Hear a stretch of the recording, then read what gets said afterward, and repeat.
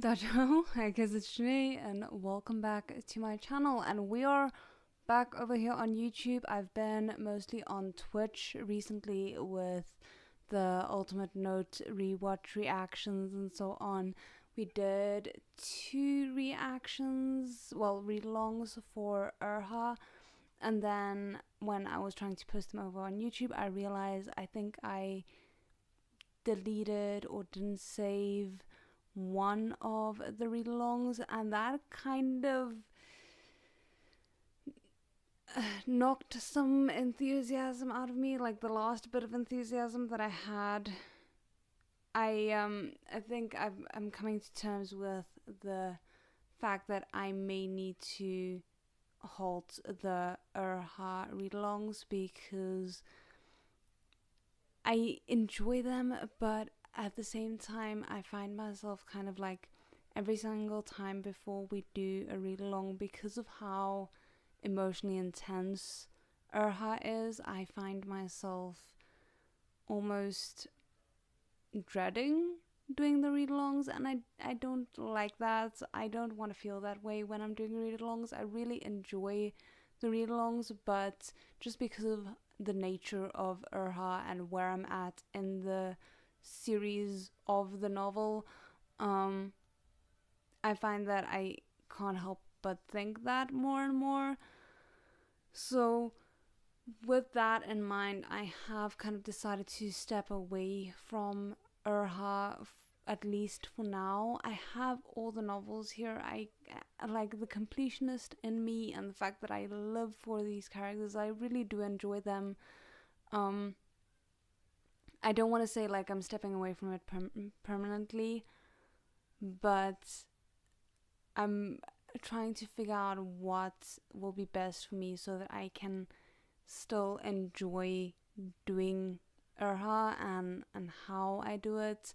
Um, so for now, we're just backing away from it really slowly, and I will be going back to silent reading for a bit. I think we have one more volume left to go, maybe two. So I want to finish at least one more volume of silent reading, because that one it's so easy for me to read, especially emotionally in comparison to Urha. So just kind of wanted to give an update on that. The read-alongs will be returning to YouTube. I did try and do them on Twitch for a bit just because it's a little bit of a chore to switch back and forth from YouTube to Twitch to YouTube to Twitch because of the streaming platform that I use. But yeah, I realized it's better for me to do it on YouTube. The watch alongs that we do for Ultimate Notes and for any future shows that I want to do watch alongs for will continue to be on Twitch because YouTube does not allow hosting of that. So, okay, now that I have said my piece about that, basically today is going to be a little bit of a birthday stream. Tomorrow is my birthday, so I didn't do a stream last year, and I felt really like sorry about it because up until last year I'd done a really good job of actually like streaming on my birthday. This year it's a day before, and what I thought would be fun is for us to kind of check out some things that you guys have submitted for me. So I looked over the four things that kind of like piqued my interest, and two of them are original fictions and two of them are fan fictions. So I'm kind of going to be interspersing it. We're going to be starting with a Blood River fan fiction, then going on to an original fiction called Ascending the Divine, and then moving on to two other ones. What was it? The one is Mysterious Lotus Casebook, and then finishing off with an original fiction if we have time. So the cap is about 4,000 words or less. So we'll see where this goes. I hope you guys will enjoy it. Let us get started. Okay, so I am gonna be mentioning the titles and reading the synopsis, and I will after we're done with this, I will link the ones that I can below as well, just to give all the writers their flowers. So, to cross these waters by stranded chess piece. Ooh, okay, that's a really nice pen name. Okay, this is a missing scene from episode 10 of Blood River. Bai He treats an injured Sumuya after the fight and learns something about him and Su Chang He that changes the way she views them both. Ooh, okay. Lay him down. Bai He unrolled her supplies and placed them upon the end of the bed, watching out of the corner of her eye as Su Chang He maneuvers Sumuye with a gentleness unbefitting of his reputation. A supportive grip behind the shoulders, a careful cradle of Sumuye's head until it rests upon the pillow, and then sweeping his legs up and straightening him out like a precious roll of fabric. Oh, that's an interesting simile. Bai He pursed her lips. Close the door behind you. Su Chang He was an audience she didn't want or need. He'd done his duty in getting Sumuye to the privacy of the inn. Now it was over to her. The fact that he was partially to blame for Sumuye's injuries was an argument she would save for later, once she treated her patient and could scold them both. How confident are you that we won't have another round of someone trying to claim that sword? She eyed the dormant dragon sword by Su Chang He's side, an attractive, clunky thing that it was, and then darted an anxious glance at the shuttered window. I have people keeping watch, was all he offered, the first words he'd spoken since they'd entered the building, and he didn't even look at her. We're safe here.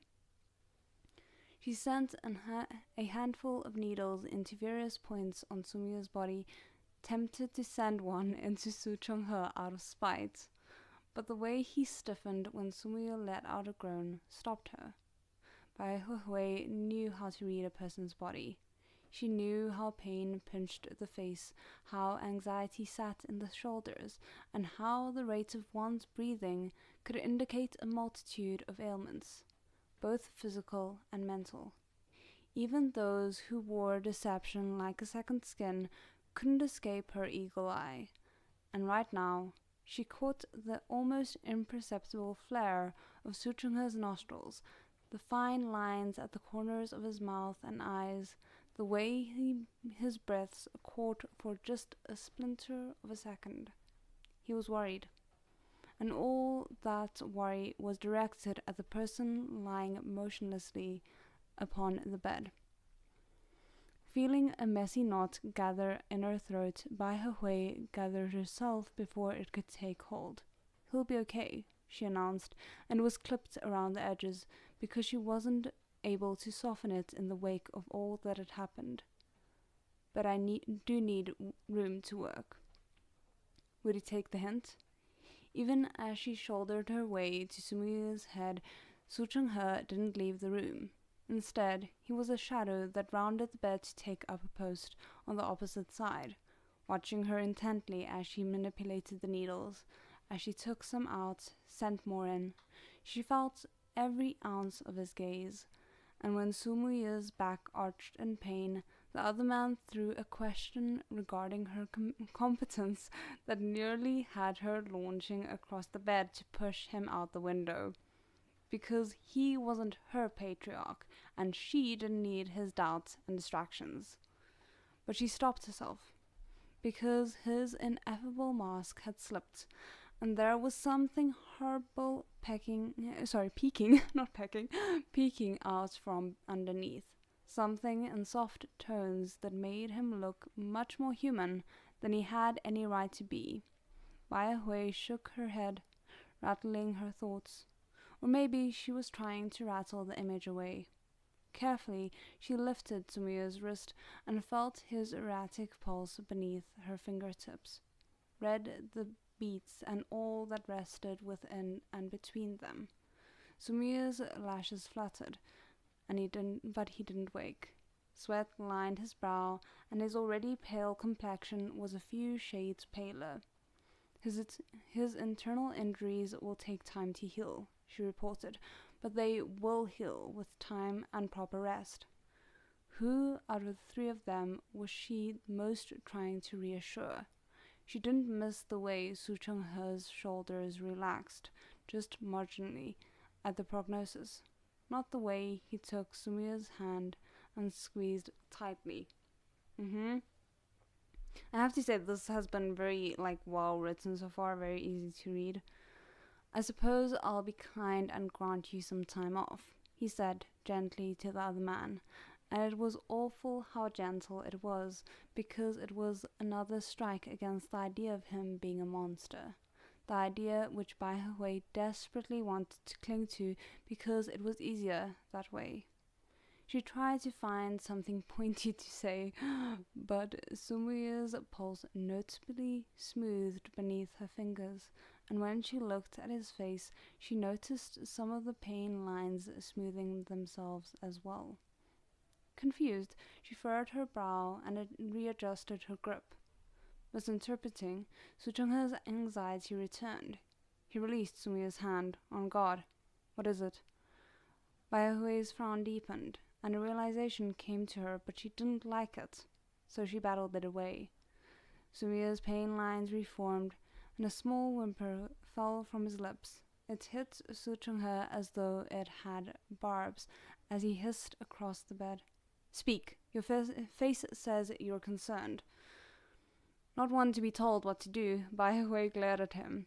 You can ditch the menacing tone, she warned, and then grappled with her own suspicions. Getting the next words past her teeth took a considerable amount of effort, but eventually she managed. Do it again. She flicked a wave at Sumia's limp hand that Su Cheng-he had dropped. Hold it. Just like you were doing. Su Cheng-he also wasn't one to be ordered around, but he was wise enough not to argue. Obediently, and despite his weary expression, he did as he was told and gently took Sumia's hand in his own. Then he looked at Bai Hui expectantly as she concentrated on Sumia's pulse. I just realized I don't have the YouTube chat popped out. You would swear I've never done this before, so let me just get that out. My bad.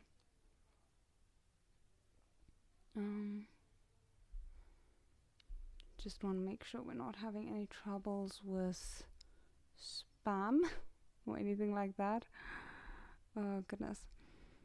Okay. Just as before, it smoothed itself out, as did the pain lines upon his face. Bai Hui's heart skipped a beat and seemed to knock around in a somewhat painful way as she joined the dots. Well, damn. Something must have shown upon her face, because Su Cheng-he scowled, still misunderstanding. She wanted to punch him, but that wouldn't change the truth of the matter, and so instead she pulled a long breath and let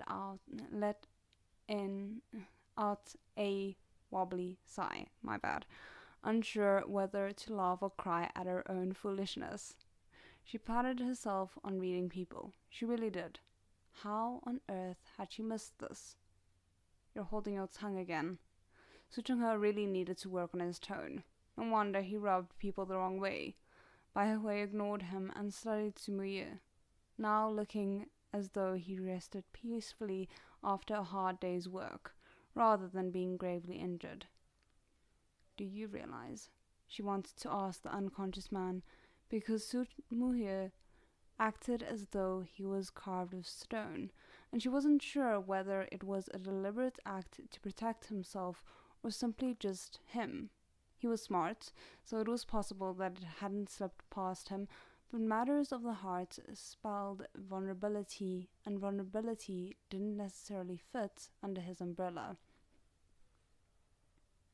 Him being the umbrella ghost, I feel like that was a particularly well-placed saying, I guess.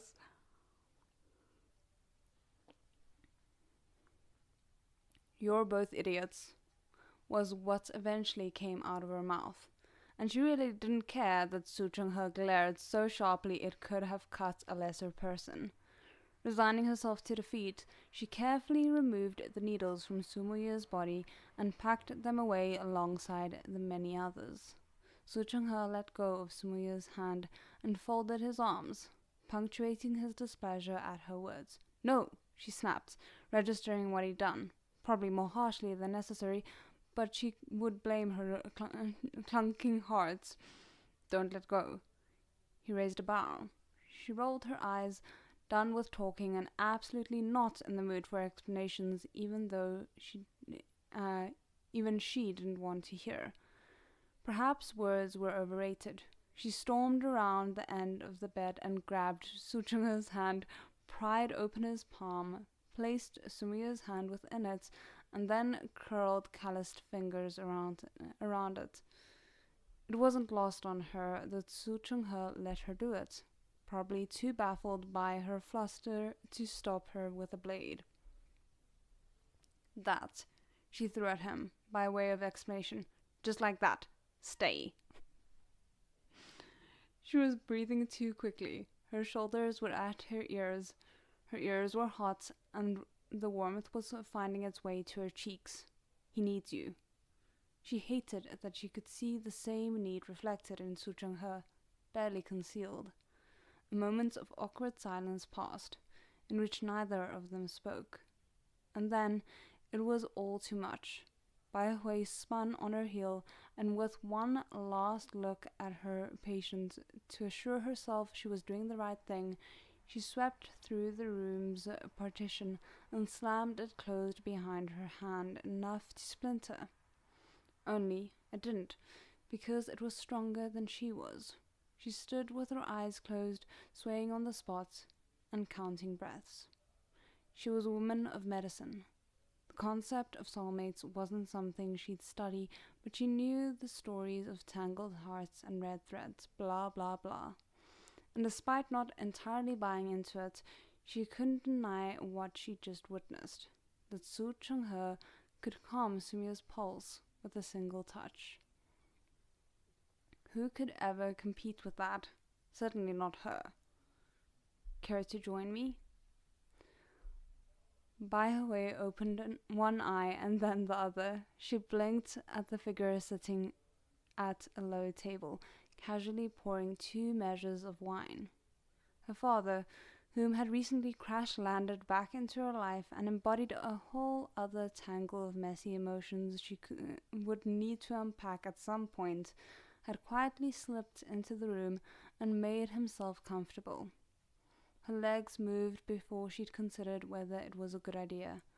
With a heavy exhalation, she plopped herself upon a stool opposite him. "I take it he's alive?" Suja said lightly, nodding in the direction of the door she'd just slammed. "Either that, or you turned them both into pincushions and left them unable to move." Could you imagine? He lifted the drink and drained it in one go. Bai Hui lifted her own cup. She stared into the clear liquid and noticed the way the lantern light washed it with amber. "I thought you were meant to be keeping watch." Su Zhi huffed a smile. "The establishment's owner and I have an agreement. I quietly get rid of her problematic patrons, and she gives me this room when I need it. I assure you, we won't be disturbed." Bai Hui nodded, downed her drink, and then snagged the jug to have more straight from the spout. It wasn't enough to dislodge the discomfort inside her. Suja watched, but didn't say anything. Bai Hui swallowed jaggedly, and then cradled the jug between her hands. Eventually, she regarded her father. "Did you know?" she asked, just a little accusatory. He tilted his head, the faint smile lingering. "There's a lot I don't know. You'll need to elaborate, I'm afraid." Bai Hui jabbed a thumb over her shoulder, indicating the closed partition and the room beyond, and Su Zhi maintained his innocent look a while longer before neatly folding it away with a hint of sympathy. Then he nodded, and she sighed. He tried to take the wine jug, but she held it firm. I think I need it more than you do, she told him. I don't know. It's been a rough night. You're not the one who's had your heart broken. I'm your father. My heart hurts for you. Bai Hui leveled him with a look. If you cared that much, you would have told me earlier and spared me my misery. Suzhou accepted the accusation. To be honest, he replied, dropping his voice so that it didn't travel beyond the two of them. I'm not even sure they realize exactly what lies between them. He cast a look towards the partition as though it could open a window into the past, and there was something in his tone that made Bai Hui listen. They're like fire and ice, those two. Always have been. Mu Ye is the only one able to cool Cheng He's hot head and keep him in line, and Cheng He is the only one who can thaw Mu Ye when he threatens to freeze over. I actually really like that description. That's really cool. And I think it's very accurate, specifically with these two characters. They need each other equally. Mark my words, no good will come if they're ever separated. Bai Hui understood, even if she didn't like it. She poured more wine into her mouth and felt it burn all the way down. Don't worry, Suzhou offered, trying for fatherly comfort but not quite achieving it. I'm sure the other half of your heart is out there somewhere. Bai Hui's vision blurred and she blinked a few times to clear it. Funny, the wine was going down to her stomach, yet her body sent it back up to her eyes, stinging their corners. In the meantime, Suzhou said, sending the conversation in a different direction, I, for one, am grateful they have you looking out for them. He pushed up from his stool and offered a gentle smile. And, he added, pulling a key from his robes and turning toward a chest, I'm also grateful I have this. He unlocked the chest and lifted a pot of wine, much larger than the jug Bai Hui held, and eyed it approvingly. I knew I was keeping it for a reason. He opened it, took a long sniff, and sat back down at the low table. What an honor, he declared, to be sharing it with my daughter. That is really sweet. Bai Hui watched her cup full to the brim and squeezed a small smile. He was a smooth talker, she'd give him that. Even if your daughter is an idiot. I don't think we can accuse her of being an idiot at all. Suzhou raised his own cup. Even if she feels like an idiot. There we go. It was a thin comfort, but Bai Hui would take it. She abandoned the wine jug and accepted his toast, although she hesitated before drinking. There is really no chance of winning Sumiya's heart? Suzhou shook his head. She knew. Of course she knew. Such a sentence, he answered with that little bit of sympathy still ringing, will always be a statement, never a question. She sighed into her cup. Bottoms up then. Oh goodness. I thought that was where that was gonna end, which was quite a good ending in and of itself, but now it seems there's more.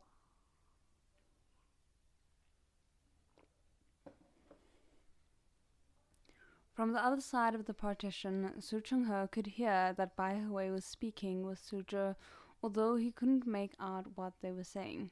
He hadn't let go of Sumuya's hand, not that the miracle physician's instructions had any bearing on that. He needs you, she'd said, as if he didn't need Sumuya more. Eyes scratching and every muscle in his body reminding him that he was fresh out of a fight. Su Cheng-he gave in and lay down, stretching out with a groan. He had no pillow, my bad. He had no pillow, but that didn't matter. Propped up on an elbow so that he could keep an eye on the one beside him was good enough. Keeping their clasped hands between them, he regarded Sumiya's profile. Lashes that curled slightly upward, the bridge of a nose angled just right, and lips that frowned far too often, with Suchungha willing to do just about anything for their rare, wonderful smile. With his free hand, he reached and carefully moved a wayward hair that had strayed over a brow, tucking it neatly behind Sumiya's ear. Sumir didn't stir, but his breathing was calm and even, his chest rising and falling in gentle undulations. Like this, they weren't the Undertaker and the Umbrella Ghost, nor were they Blood River's new patriarch and the new Su family head. They were simply Chung-he and Muyu, the two nameless who had found themselves in each other when the world had no place for them. I'm just sitting here like remembering how Blood River ended and still unable to believe that that was a real thing that happened, you know?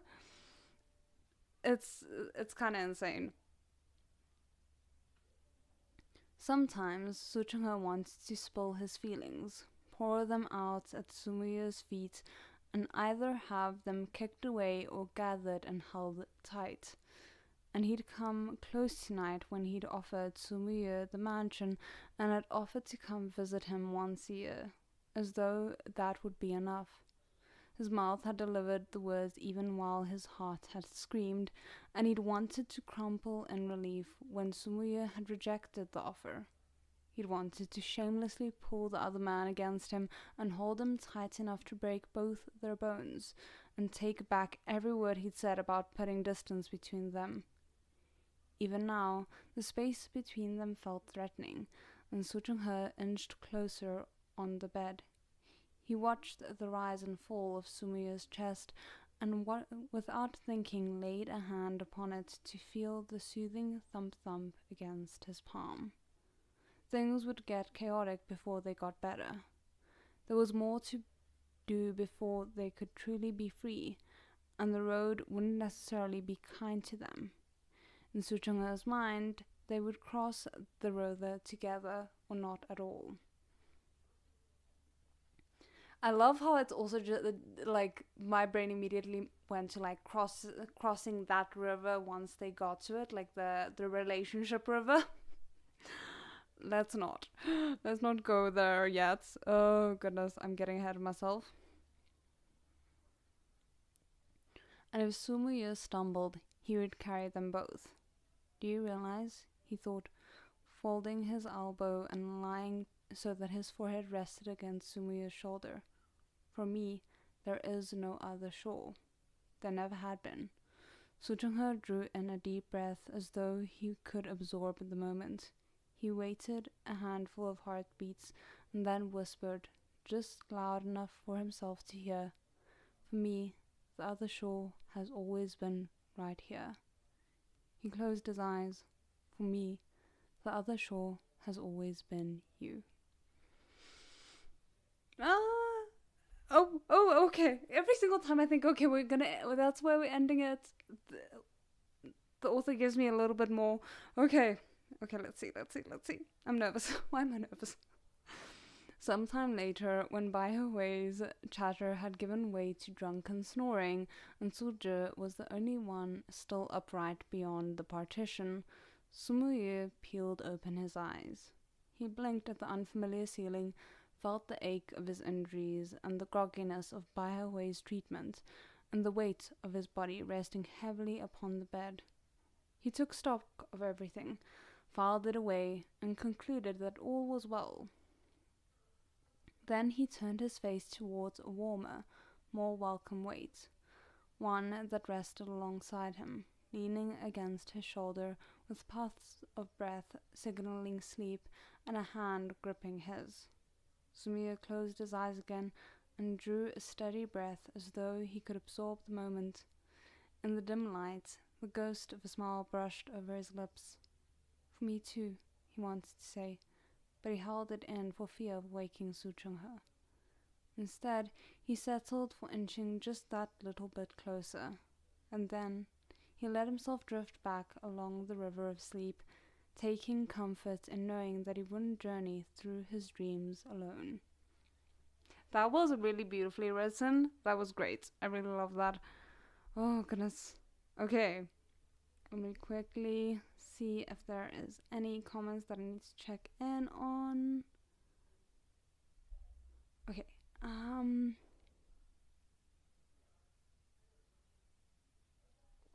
The next East Palace reaction is gonna be on next Friday. Not next Friday, this Friday. Sorry, I forget that we're already in a new week. So this Friday, and then Sunday we're finishing it. So, and thank you. I appreciate that you like the reactions. I've really been enjoying that show so much. It's been so much fun. But yeah, so the last two reactions will be Friday and Sunday respectively. I can't wait. I'm so excited.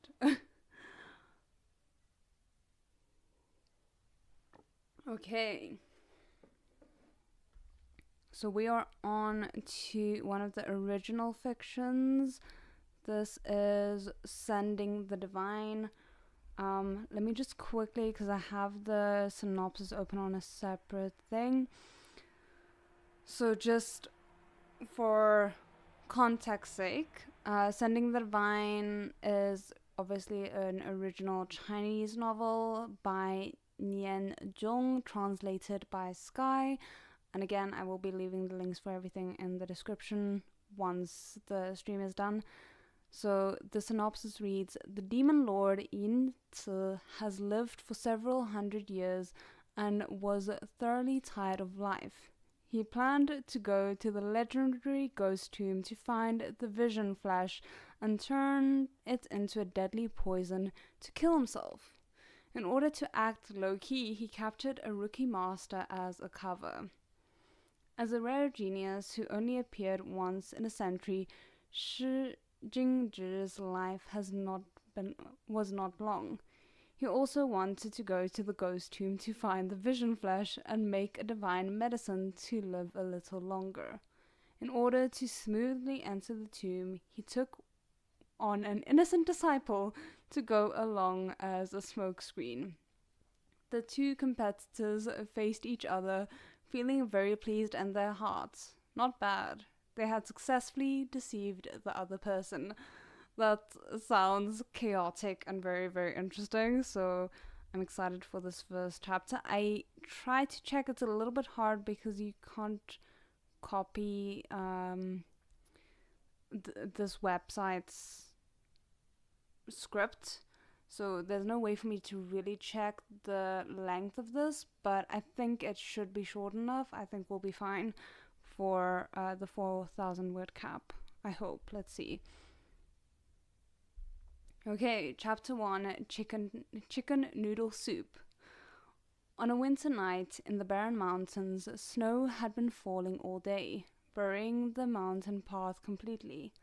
An old, thin man struggled to move forward, breaking the smooth snow crust into pieces. The ear cutter regretted taking on this job. He had a bit of a reputation, but now he had found himself running around in the freezing cold to catch an unknown thief. Ooh, okay. He hadn't even managed to catch the thief, and now his legs were starting to give out. The thief didn't seem like a skilled fighter, but he had incredible stamina and managed to run for 300 miles. Managed to run for... okay.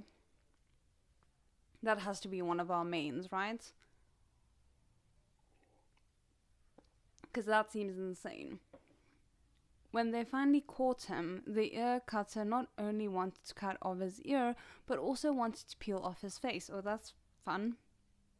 But as luck would have it, the wind and snow suddenly died down, and a man appeared in front of them. He was dressed like a hunter, with a hunch in his back and a backpack full of mountain goods and fur. He also had a few plump mountain chickens hanging from his waist. Ear Cutter took a few steps forward, trying to get a better look.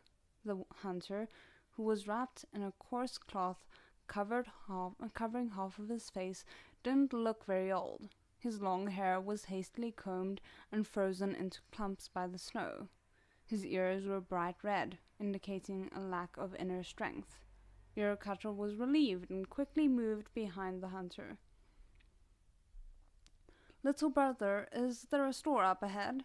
he asked, his eyes still scanning the hunter's ears. The shape of the young hunter's ears were quite good.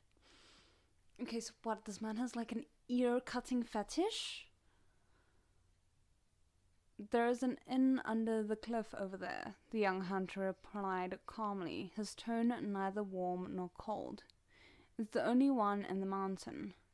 Ear Cutter's face lit up with joy, but also became a little fierce. It was not good to go down the mountain at night, especially with heavy snowfall. If he stayed outside overnight, the little thief would surely turn into frozen meat. It was better to wait for him at the inn. The little thief was just a little thief, digging his own grave and saving him a lot of trouble. He could celebrate earlier. The young hunter had beautiful ears, which were worth cutting. Okay, I feel like I'm gonna need a pillow for this, unfortunately. But before he could even exert any force, the scenery suddenly changed. He looked down, and instead of seeing the hunter's chest, he saw his own back. Ear Cutter's eyes widened as his decapitated body fell into the snow. Oh, that's fun. That's great. Huh. Half an hour later, the innkeeper's wife called out, "Hey, you're finally here," as she wiped her hands and greeted him. "I'm waiting to cook your game." The young hunter, Yinzi, okay, so he's one of our mains, interesting.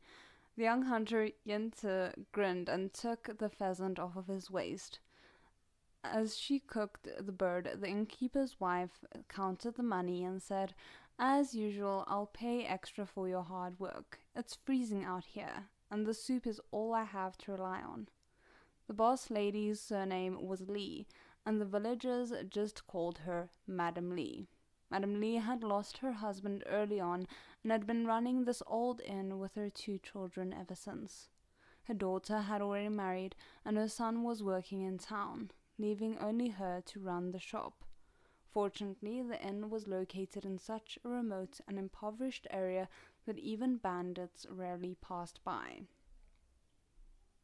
I mean, on the one hand, it's great because you don't want to be targeted while you're, like, woman alone handling a shop, but also on the other hand, if you don't have customers, you're kind of screwed.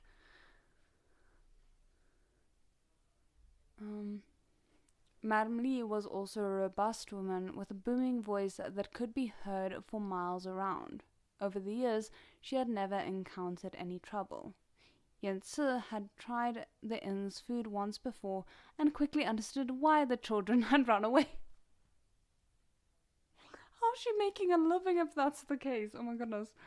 Madam Lee's cooking skills were extremely poor, and while the presentation of the food was passable, the taste was strange enough to make even a dog retch. The only reason the inn was still in business, was because of the survival instincts of the starving guests. That's good, I guess. Oh, goodness. Yinzi naturally didn't want to eat that kind of food. He intended to teach Madam Lee how to cook, but unexpectedly she was willing to spend money and buy a few dishes from him directly. So every time he finished delivering the mountain goods, Yinzi would always stay for an extra night, enjoying 2 hot meals, and then leave. Now the wind and snow were howling, and the sky was dark as the bottom of a pot. Even the old mountain dwellers didn't want to go out. Madam Lee lit a lonely lamp in the front hall and was too lazy to even make the cheapest cakes. She heated up the leftover porridge from breakfast and used it as a meal for her guest. Oh goodness. On the other side, a fat chicken was stewed with several mountain delicacies in a clay pot, and the fragrance was so enticing that it made people's feet soft. When the time was right, the lid was lifted, revealing the golden chicken oil lying on the top of the soup and the tender chicken meat floating up and down. On a cold day, paired with freshly boiled noodles, even a god wouldn't turn their nose up on this.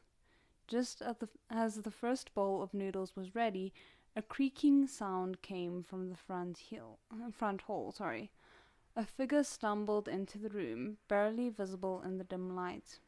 As they approached, the two could make out the visitor's appearance.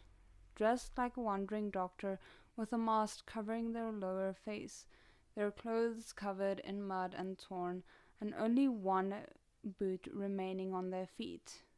Gasping for breath, the stranger emitted a steamy heat, having trekked through the snow for miles. Is this the thief that has run for over 300 miles, or is this someone else? Peering through the mask's holes, the pitiful figure looked at the two, particularly at the bowl in the hands of Madame Lee, before collapsing to the ground with a thud. "Is he dead?" Madame Lee exclaimed. "Heaven forbid, don't die in my shop. You young one, come here, help me check on him." Oh my god. I don't know why I'm finding this so funny, but it's just such a, the way she said that.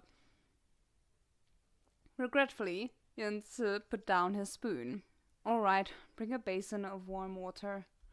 As soon as the water arrived, Jens lifted his mask without hesitation and wiped away the dirt on the man's face. After checking his complexion, he casually took his pulse.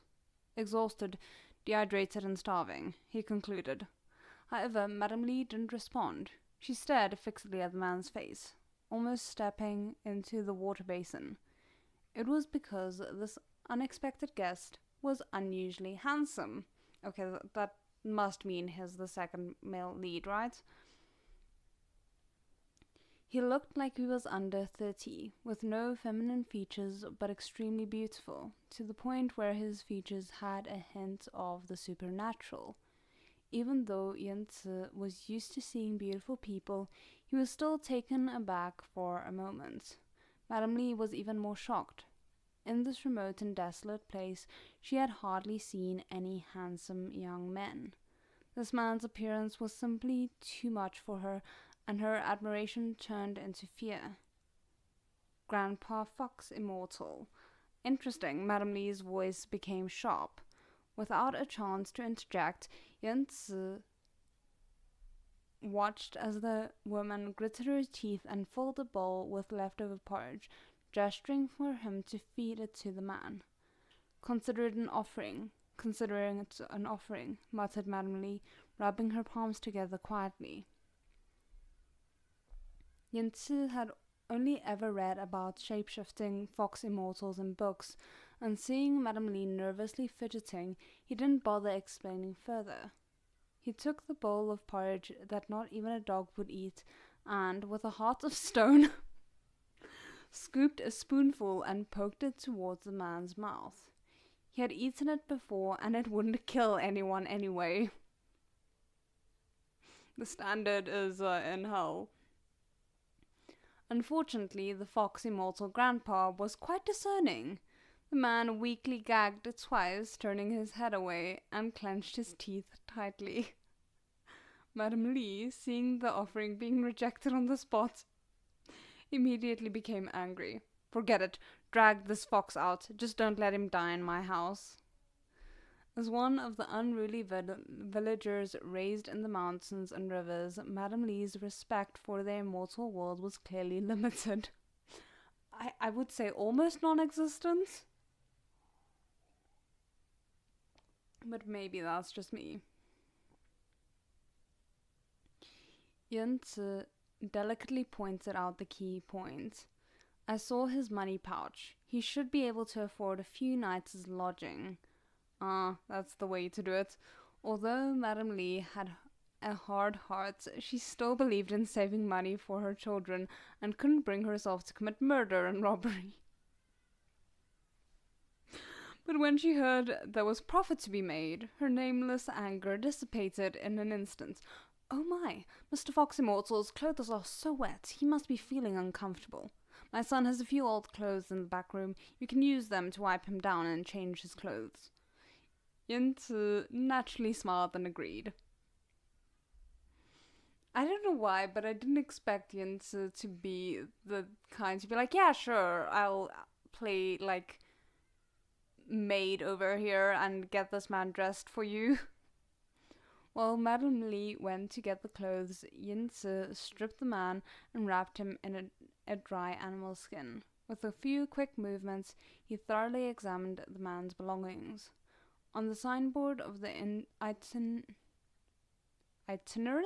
I've never heard of that word, doctor, the 4 characters "cure all illnesses with medicine" were written in bold and powerful strokes, while the smaller characters below, such as "strong pulls" and "bruise ointment," had faded slightly.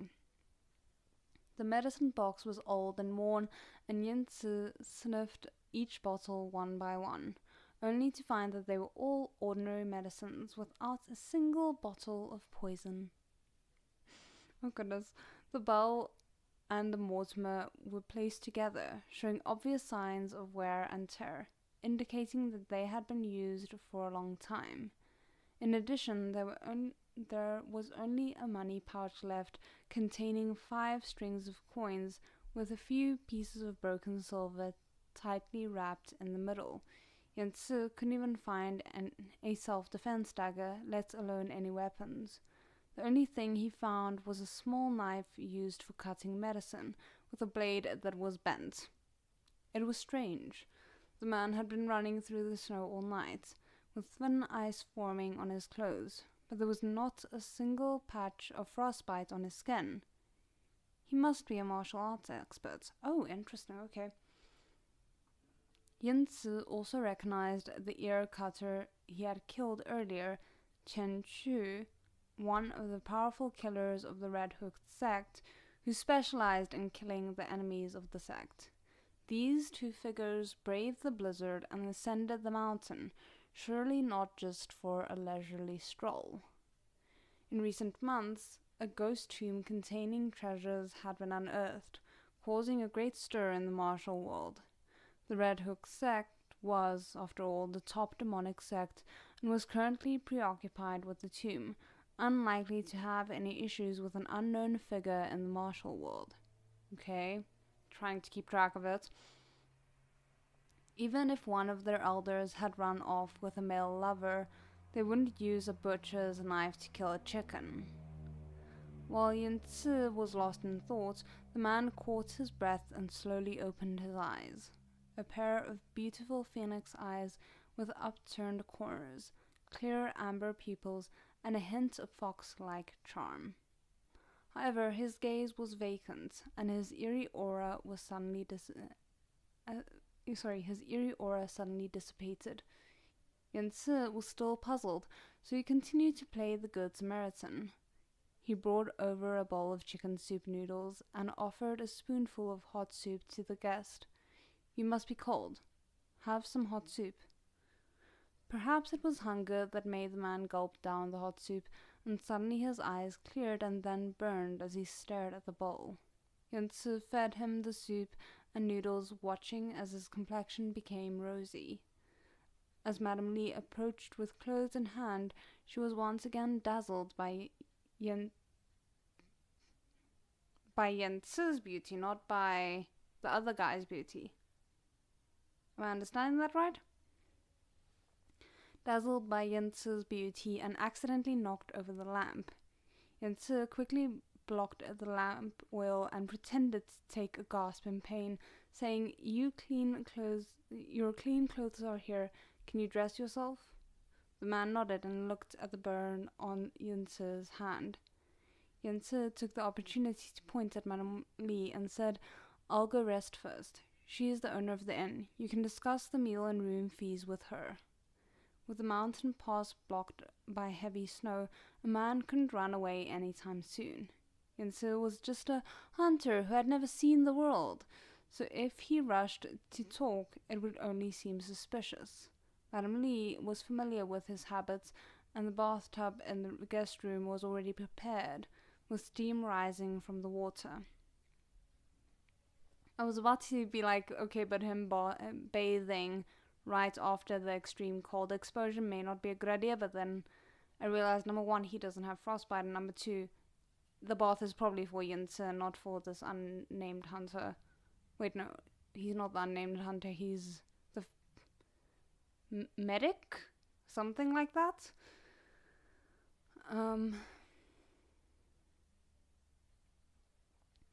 Yinzi took off his clothes and stepped into the hot water. In the next moment, the rough and dark skin peeled off, revealing the cold white underneath. Come again? The ghost skin suit was one of the treasures Yinzi found in the ancient tomb. It was as thin as a cicada's wings, woven from the silk of ghost silkworms from the western regions, and soaked repeatedly in secret potions to fit perfectly with human skin. All I can think is, like, if you've ever watched my reactions to Gentry Chow, kind of thinking that. I don't know if that is it, though. As long as it was handled properly, not only the facial features, but also the skin color, moles, and calluses of the body could be faked. Even the body hair was indistinguishable from a real person. The art of disguise usually only changed the head, neck, hands, and feet, but the ghost skin suit consisted of 3 pieces, with the ends covering the waist, abdomen, and legs, able to cover most of the body. Unless Yinzi intentionally ran around naked, there was no possibility of exposure. Carefully peeling off the ghost skin suit from his face, Yinzi breathed a sigh of relief. He picked up a bottle of medicine, mixed it with pigment, and draped the ghost skin suit on the edge of the bucket, using a brush to draw the injuries caused by lamp oil splatters. Ah, okay. As soon as the medicine touched the skin, it obediently swelled up, forming a few fake blisters. Yinzi hummed in satisfaction and then pulled the skin over his head, starting to adjust the facial features. The air was misty and the light was dim. Just by looking at his movements, he resembled the infamous skin painting demon. I think that was the thing I was thinking of from Gentry Chow. I feel like that rings a bell. However, the effect of his work was quite the opposite. The fake face on the ghost skin suit was neither beautiful nor ugly, lacking any distinctive features. In a crowd, 9 out of 10 people would not remember it. Okay, so then I think definitely the earlier bit where Madame Lee was having her breath be stolen by beauty was not Yinzi's face, but indeed the other dude's. But if Madame Lee saw Yinzi without the ghost skin suit, she would probably exclaim, "Grandpa, Fox Immortal!" The man outside had a passionate beauty, while the one in the bathtub leaned towards a more gentle and refined demeanor, making it difficult to choose between them. Oh, goodness. Unfortunately, the latter's eyes and eyebrows were full of hostility, and this beautiful jade was akin to a jade cicada in a corpse's mouth, sending shivers down one's spine. Okay. Yinzi's body was soaking in the hot water, but his mind was unusually cold. He needed to figure out the background of the wandering doctor. If he was related to the ghost tomb, Yinzi could spare his life. But if he had no connection, then he could only let him die in the Ku mountain. That's intense. I feel like shouldn't it be opposite? Getting involved with the Red Hook sect too early would only cause unnecessary trouble. Because I feel I would just expect that you maybe wouldn't want someone who's involved in something that you're involved in there, but you may want someone like wouldn't mind someone there who is just gonna go on their merry way in a different direction. So that's really unexpected. The plan had just taken its first step, and it was best not to deviate from it. Okay. But yeah, that's the end of the first chapter, I'm pretty sure. Yes, okay, cool. Let me quickly just see how things are going over here. I think we're gonna take a quick 10-minute breath. Am I gonna see your birthday today? Tomorrow? It is. Thank you so much. I'm very excited for tomorrow. My friend and I are gonna go to like, it sounds fancier than it is, like a hot chocolate tasting, where essentially you can just go and try out different hot chocolates, and I'm very excited about that. Sorry, that sounds so silly, but I'm so excited about it. Um, but yeah, okay. So I'm quickly gonna take my 10-minute break, and then I think we'll be back for at least one more story, depending on how long it takes. And otherwise, maybe we can squeeze in the last one as well. We'll see.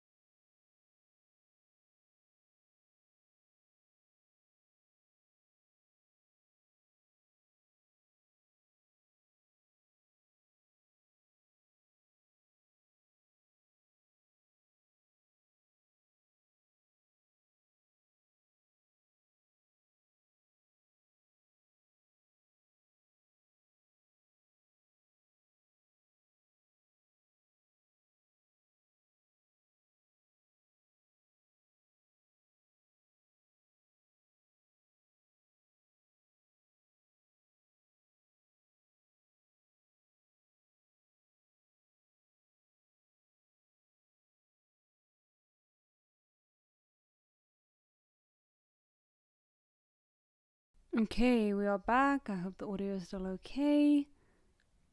Let me pull that up.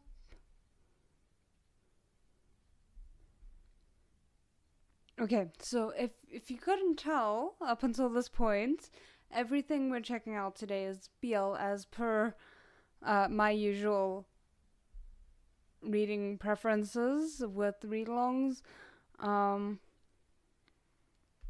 So let me just quickly.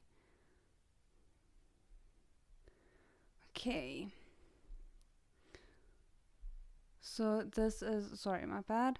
Can't Read My Poker Face. By, do we have an author here? I feel like we should. Oh, by Le Muerta and Revolving. Okay, let's see.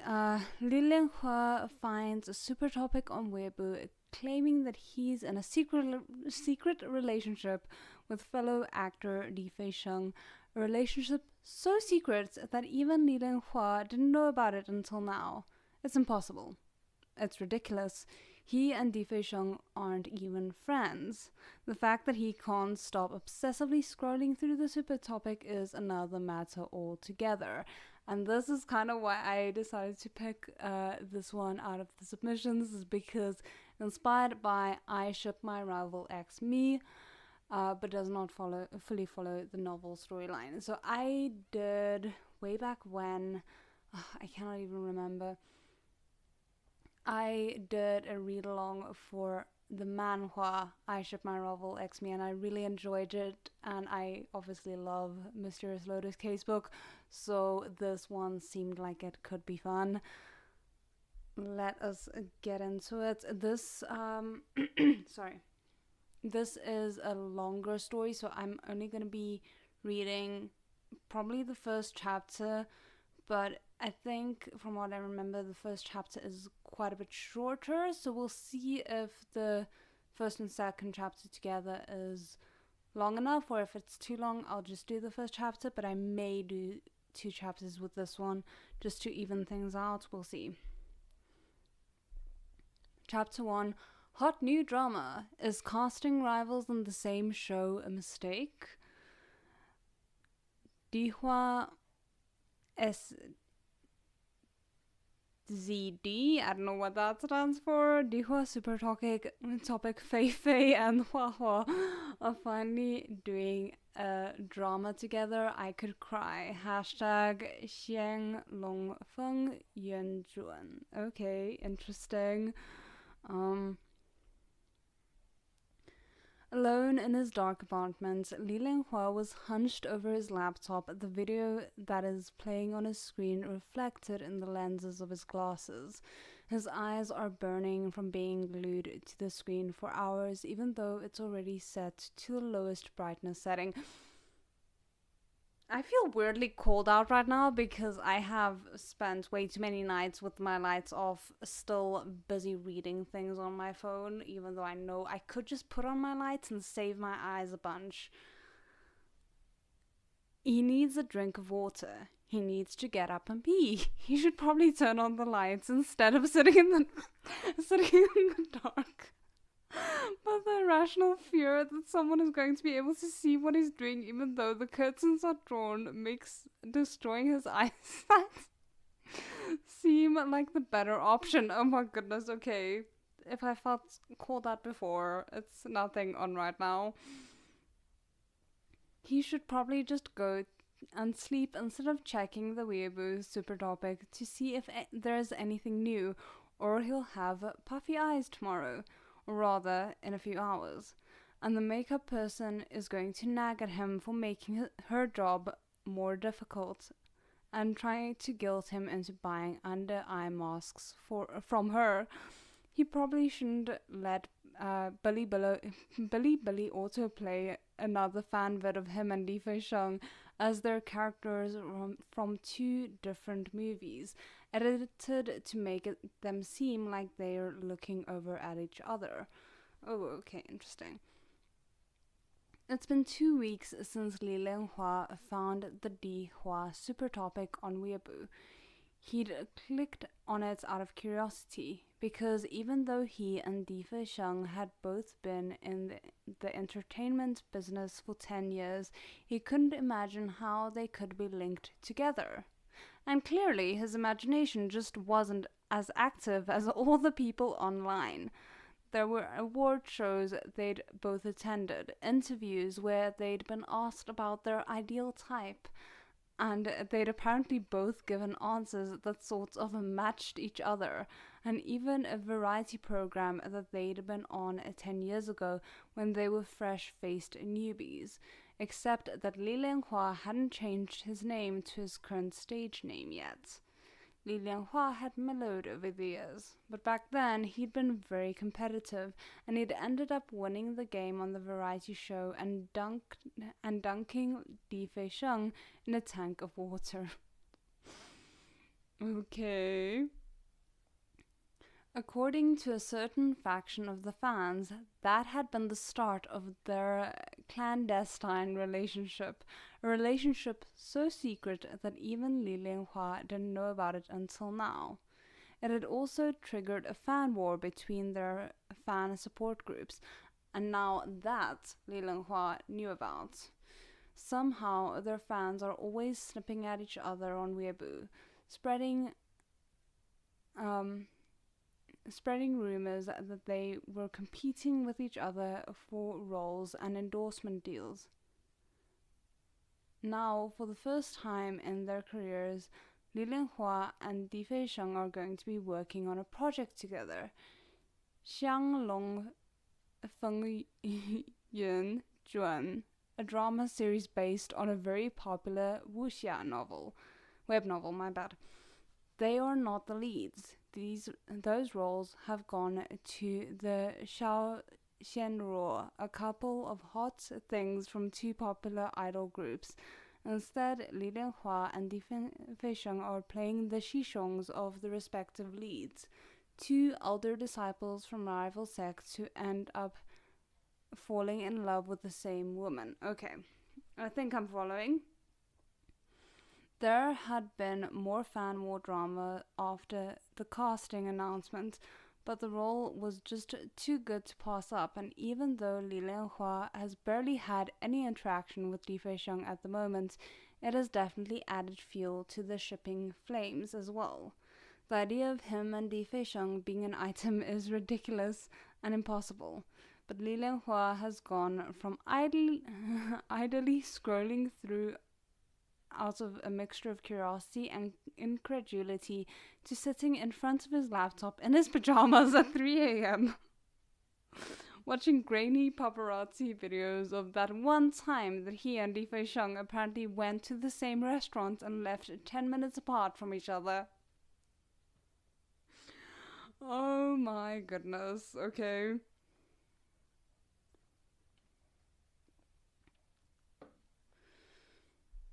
What am I doing? Li Lianhua groans, taking off his glasses and running one hand over his face. On screen, a character who was borrowing his face for a few months smiled in what is supposed to be Di Fei-sheng's direction.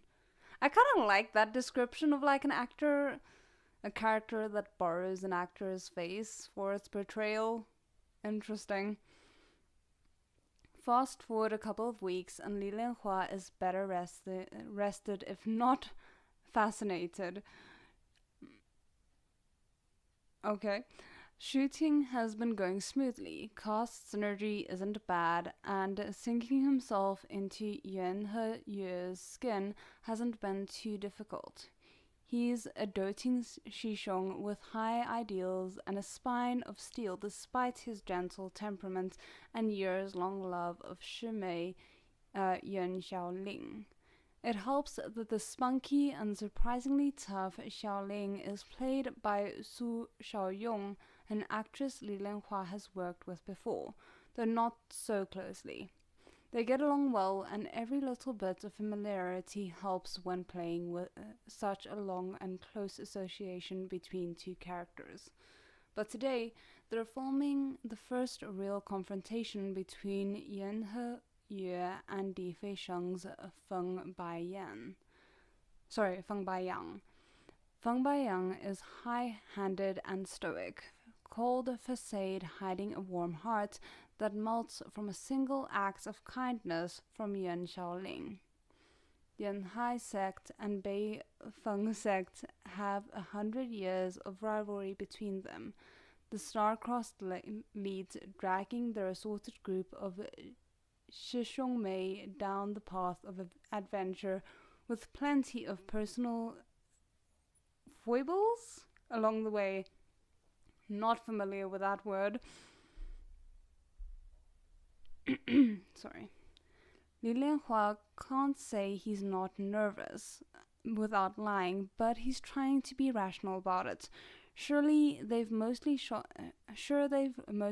minor and assemble scenes so far, and he's barely had any contact with Di Feixiang. But they've both been impeccably professional. The table reads went well, and there shouldn't be any problem whatsoever. The fact that he's nervously scrolling the Dihua super topic for comfort is probably more worrying. Especially when he comes upon a very realistic photo manipulation of the two of them embracing without clothes. Oh my word. This poor man. Li Lianhua chokes quietly, fumbling to scroll away before anyone else can see it. Are you alright? Someone says, and Li Lianhua looks up to see Di Feixiang looking at him from across the room and nearly swallows his tongue. Can imagine, yeah. I'm fine, he says, a voice artificially cheerful as he locks his phone. Totally fine. Di Feixiang gives him a strange look, but thankfully finishes passing through without saying anything else. Li Lianhua slumps in his chair, closing his eyes and pinching the bridge of his nose. He really has to be more careful. He's still sitting like that when a production assistant pops in to tell him that they're ready for him, and Li Lianhua puts his phone away, making an effort to pull himself together and very carefully removing the image of he and Di Feixiang intertwined from his brain. That's a very straight thing to do indeed. Di Feixiang is already there when Li Lianhua steps on set, looking every inch the brooding, melancholic character he's playing. He is imposing in the purple and grey of the Bei Feng sect's uniform, and Li Lianhua glances reflexively down at his own pale blue and white robes. He takes his place at the table opposite Di Feixiang, and there's a flurry of stylists combing down their wigs and making sure their hair stays perfectly flat and neat, and adjusting their costumes to make sure that they lay and drape in the most attractive way possible. They all disappear with a word from the director, and Li Lianhua takes a deep breath, straightening into Yuan He's perfect posture and lifting his chin to its most noble angle. Action. Perhaps you misunderstand, Di Feixiang says, the silky menace of his voice sending a thrill down Li Lianhua's spine. I'm not asking for permission. I am simply informing you. I misunderstand nothing, Li Lianhua says, the lines unspooling with ease from his well-practiced core. He picks up the teapot, gracefully sweeping his long sleeve out of the way as he pours 2 cups of tea. You are presumptuous. Their eyes meet, and the electric crack of it is almost audible. Li Lianhua feels his heart jump, picking up speed. Di Feixiang holds his gaze as he picks up the teacup and sips. No, he says evenly, every little inflection measured. I only dare to step forward where some have held back. Li Lianhua's fists clench in his lap, out of Di Feixiang's sight. He forces a smile, a kindness that does not reach his eyes. Perhaps you misunderstand, he says, the veneer of gentle pleasantries never slipping from his tone. Oh? Di Feixiang says, arching one elegant eyebrow. Then please, enlighten me. Cut, the director yells, and Li Lianhua exhales like he's coming up from underwater. That was good. Let's go for another take. The intensity is difficult to maintain, but playing off of Di Fei-sheng makes it easier somehow. The repeated takes for different angles or different rhythms, the extended conversations. Li Lianhua feels energized rather than exhausted by the time they break for dinner, greeting his assistant with more enthusiasm than he normally would at this time of day. Shui gives him a suspicious look, but doesn't say anything. He turns about to invite Di Fei-sheng to dinner with him and Su Xiaoyong, only to see Di Fei-sheng striding away with his personal assistant Wu Yan, without so much as a backward glance. Oh, of course, despite what some fans might think, they aren't even friends, much less lovers. Facts over fiction. Xiang Yi, Shui says, and Li Lianhua stops himself from deflating with conscious effort. What's for dinner? He says, taking her arm and starting in the opposite direction. We're supposed to meet Xiaoyong. Okay, I think we could probably try for another chapter. Let me just quickly see how long this chapter is.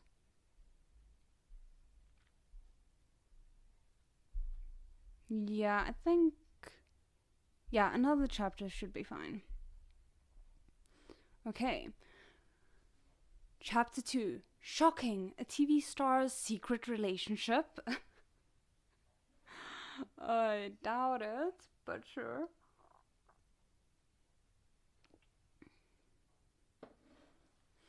Lianhua Chu Chu Kai. Dihua Super Topic latest set pictures. But who is that being so intimate with our Hua Hua? Angry face Xianglong Fengyun Juan. Oh goodness, why is that title so difficult for me to say? Li Lianhua was aware that Feng Dubing, okay, cool, has arrived just before he kicks the door of Li Lianhua's trailer open, recognizing him by the way he practically bounces up the steps. Lao Li, look at all the good things I've brought for you, Feng Dubing declares, both hands full. Shui jumps at the sudden loud noise and frowns at Feng Dubing. You again. Why did they let you come on set? Don't worry, Shi Jie, I brought your share too.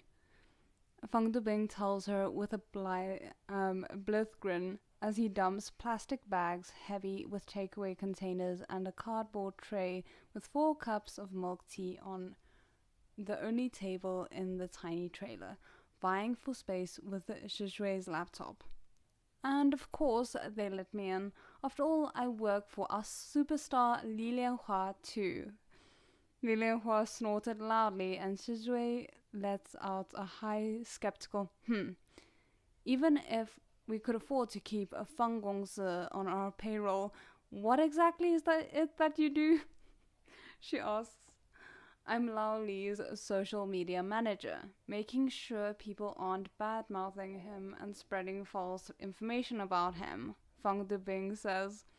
A job that he is definitely failing at, Li Lianhua thinks, given the existence of the Dihua super topic. Oh my goodness.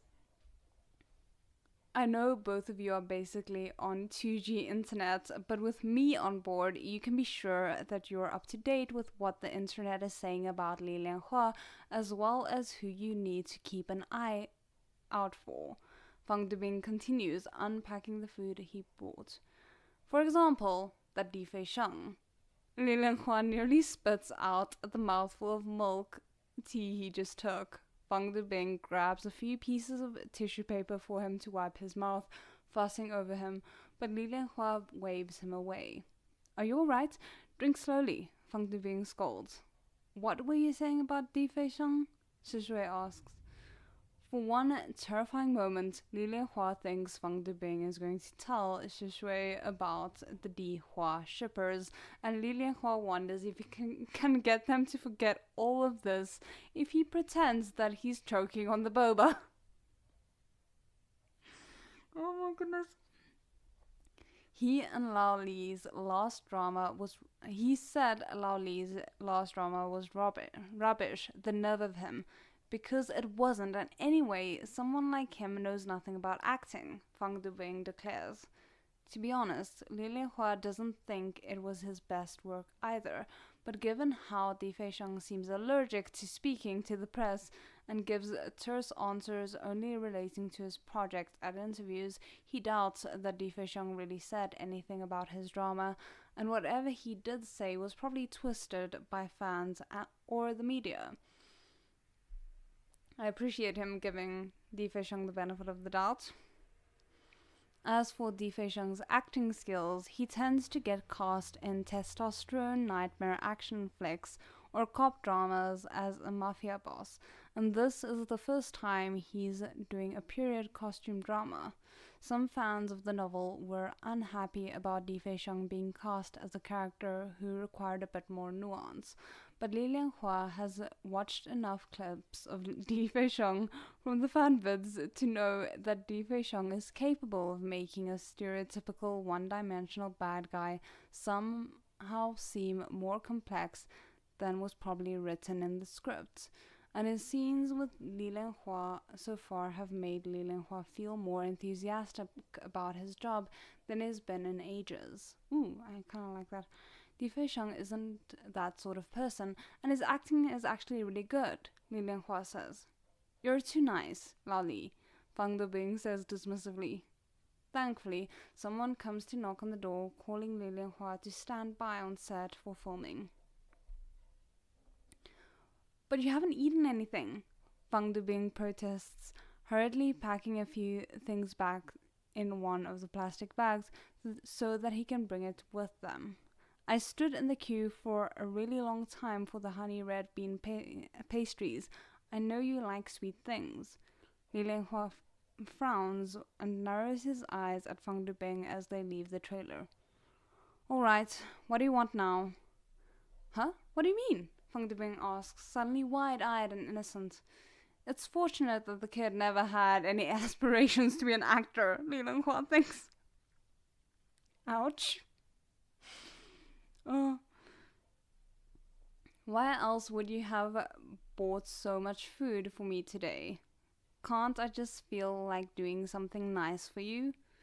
It's been so many years, don't you think I know you well enough by now? Li Lianhua says wryly. Di Feixiang is already sitting on a battered plastic chair, getting his makeup touched up while someone combs his long wig straight. Li Lianhua takes the chair next to him, and the makeup team swoops in to do the same. Di Feixiang barely acknowledges his arrival. Of course you know me best, and I know you dote on me the most, Di Feixiang says in the sweetest voice possible, already making puppy dog eyes at him. You wouldn't say no if I really wanted something, right, Ge? Li Lianhua rolls his eyes. Of course he is Ge only when Xiao Bao wants something from him. He has a pretty good idea of what this is about, though. He endorses a brand of perfume that Xiao Bao's girlfriend really likes, and even though Fang Debing doesn't mind spending exorbitant amounts of money on gifts for her, only Li Lianhua has first dibs on the new fragrances that aren't available to the public yet. Di Lao Shi, can you please relax your brow? One of the makeup artists says, which reminds Li Lianhua this is not the time for this conversation. I have to work now. We'll talk later. Li Lianhua tells Fang Debing in a low voice and tries to get back into the headspace of Yuan He. Okay. Let me just grab a little bit of tea.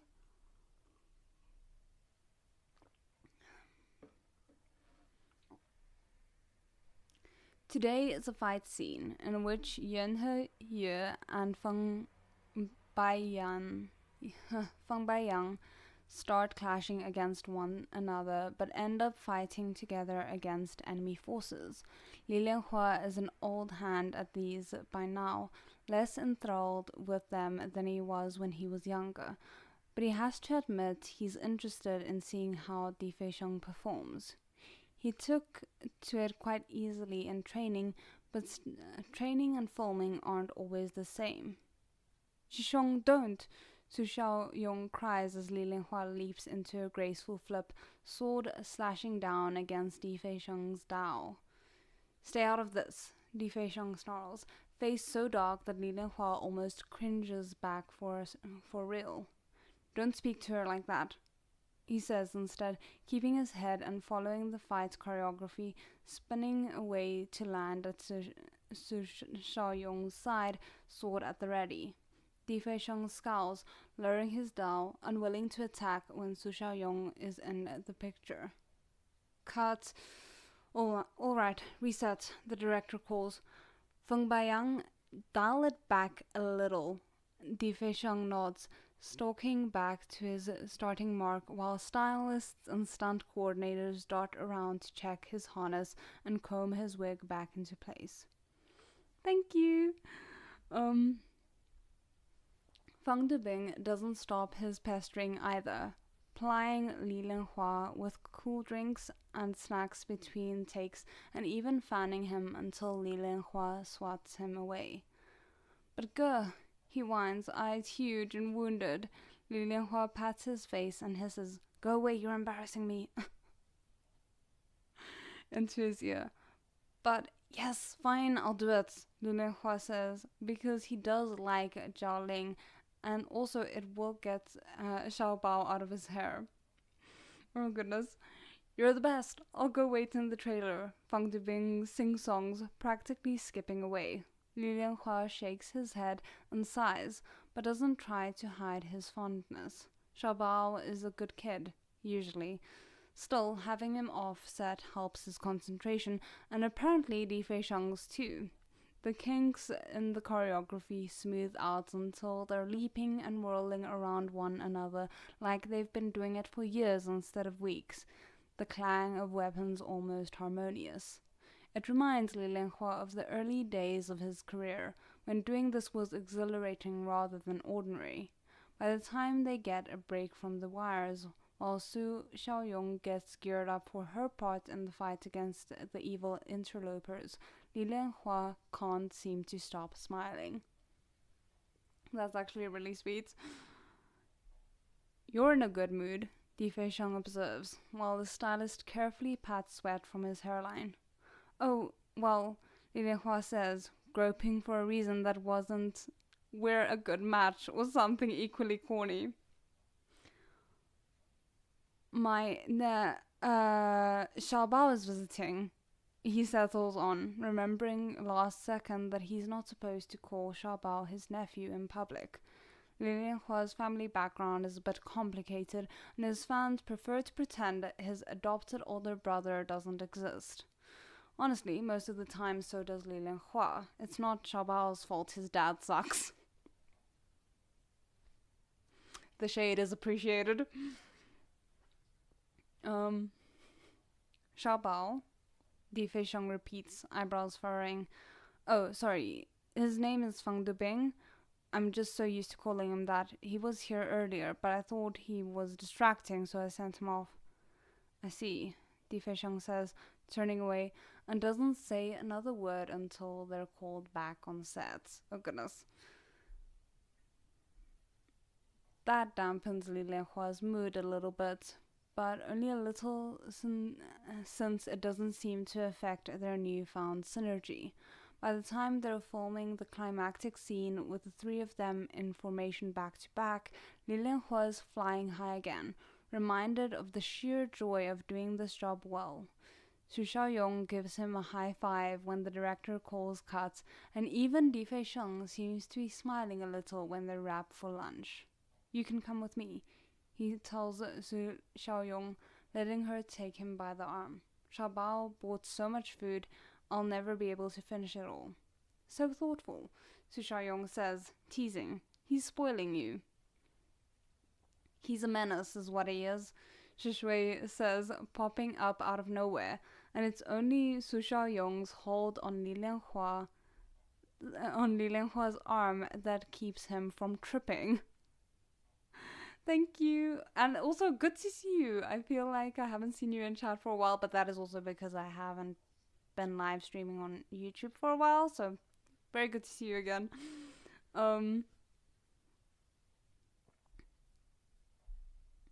Oh, but he seems like such a sweet boy, Su Xiaoyong says, while Li Lianhua attempts to gather the shreds of his dignity. See if you think so when he has 24/7 access to you, Shi Shui says dryly, and Li Lianhua winces. Xiaobao hasn't been bothering Shi Shui, has he?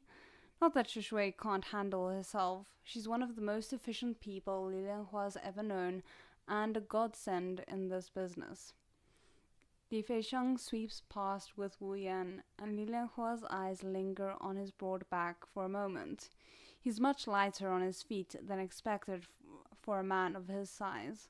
Li Lianhua should check what the super topic is saying about the drama later. Don't you think he was a little weird today? Su Xiaoyong says in a whisper, and Li Lianhua blinks himself back to the moment. Huh? He says. Li Feisheng.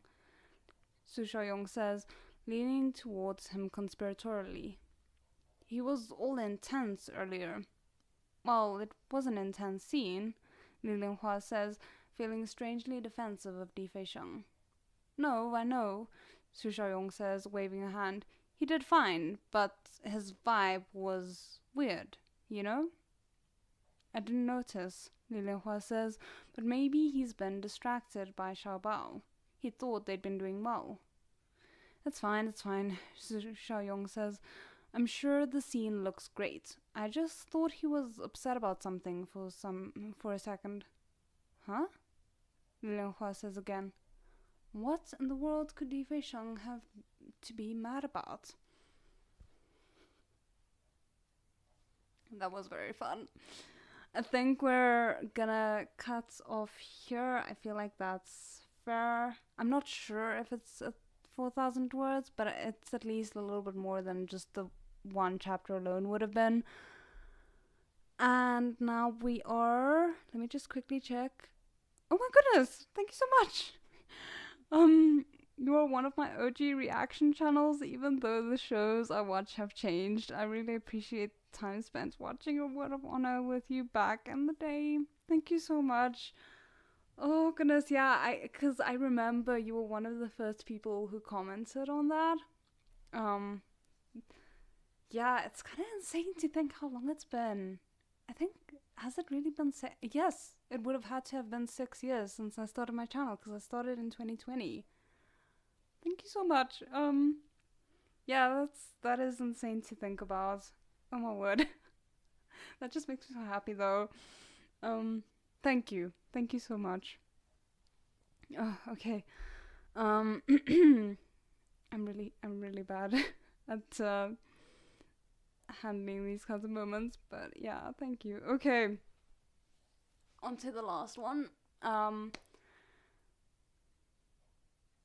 If you guys want to drop some questions, I can see if there's any questions by the end of this, if you guys want me to answer some, but yeah, I think this is gonna be one chapter from this, and then we're done for the night, and we'll be back next Monday for starting the next volume of Silent Reading, so I'm very excited about that. Okay.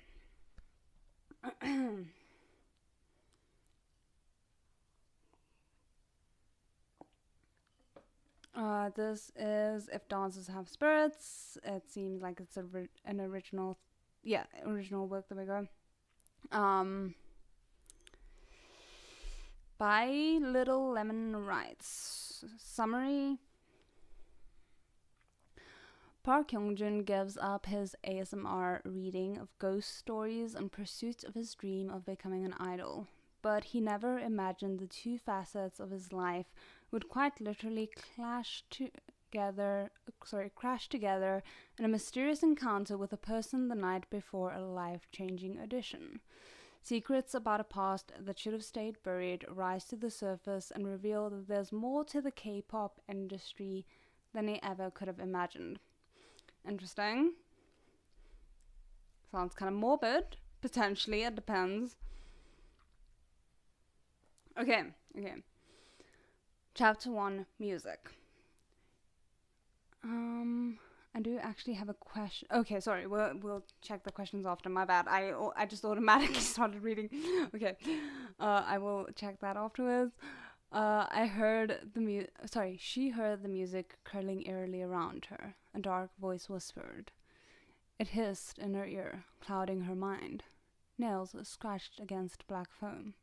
It pulled her in. Lips caressed a mic. The hoot of a truck pierced through the tightly shut windows. Round brown eyes slanted to the left, then refocused. An invisible hand steered her, one step after another. And that's gonna be where I end today's stream. The voice brightened and lightened, the naturally downturned eyes crinkling at the corners in brilliant joy, while the matching smile hid behind a black face mask. At Mickey's tired, "No, Hyungi, you can't do this to us." The first of many distraught comments clamored for attention in the streaming site's live chats. Park Hyungjin's grin widened as he leaned back in his dad's old study chair. Fingers laced together above his head, he arched his back until the muscles pulled taut in a satisfying stretch. He settled back and put more distance between the mic and his mouth. "Sorry, guys." Hyungjin huffed a laugh and fixed the mask more securely over his nose. At Box of Chocolates, "Hear that laugh? He's enjoying tormenting us." Hyungjin shook his head at his audience's dramatics. "Don't worry, everyone. I'll be finishing off today's ghost story in my final video that I'll be posting on Sunday." Hyungjin put his hands forward in placation. His gaze strayed to the haphazardly tidied bed. His half-packed bag sat there, waiting. His heartbeat ticked up, half anticipation, half dread. At Minji reads, "Hyungi, I can't believe you're leaving us. Do you really have to?" Hyungjin's smile faltered for a second. The mention of it being his last video only evoked more capitalized cries of distress. Had they even heard the rest of what he'd said? He cleared his throat in an attempt to summon his enthusiasm again as he tugged at the small loop of his left earring. "So the last bit of the story will be pre-recorded, and..." Hyungjin paused for effect. "I'll be filming it in the very graveyard that it was inspired by." He spread his hands in a ta-da motion. Minji's tired, sorry, my bad. Oh, Mickey's tired. Oh, I confused it too.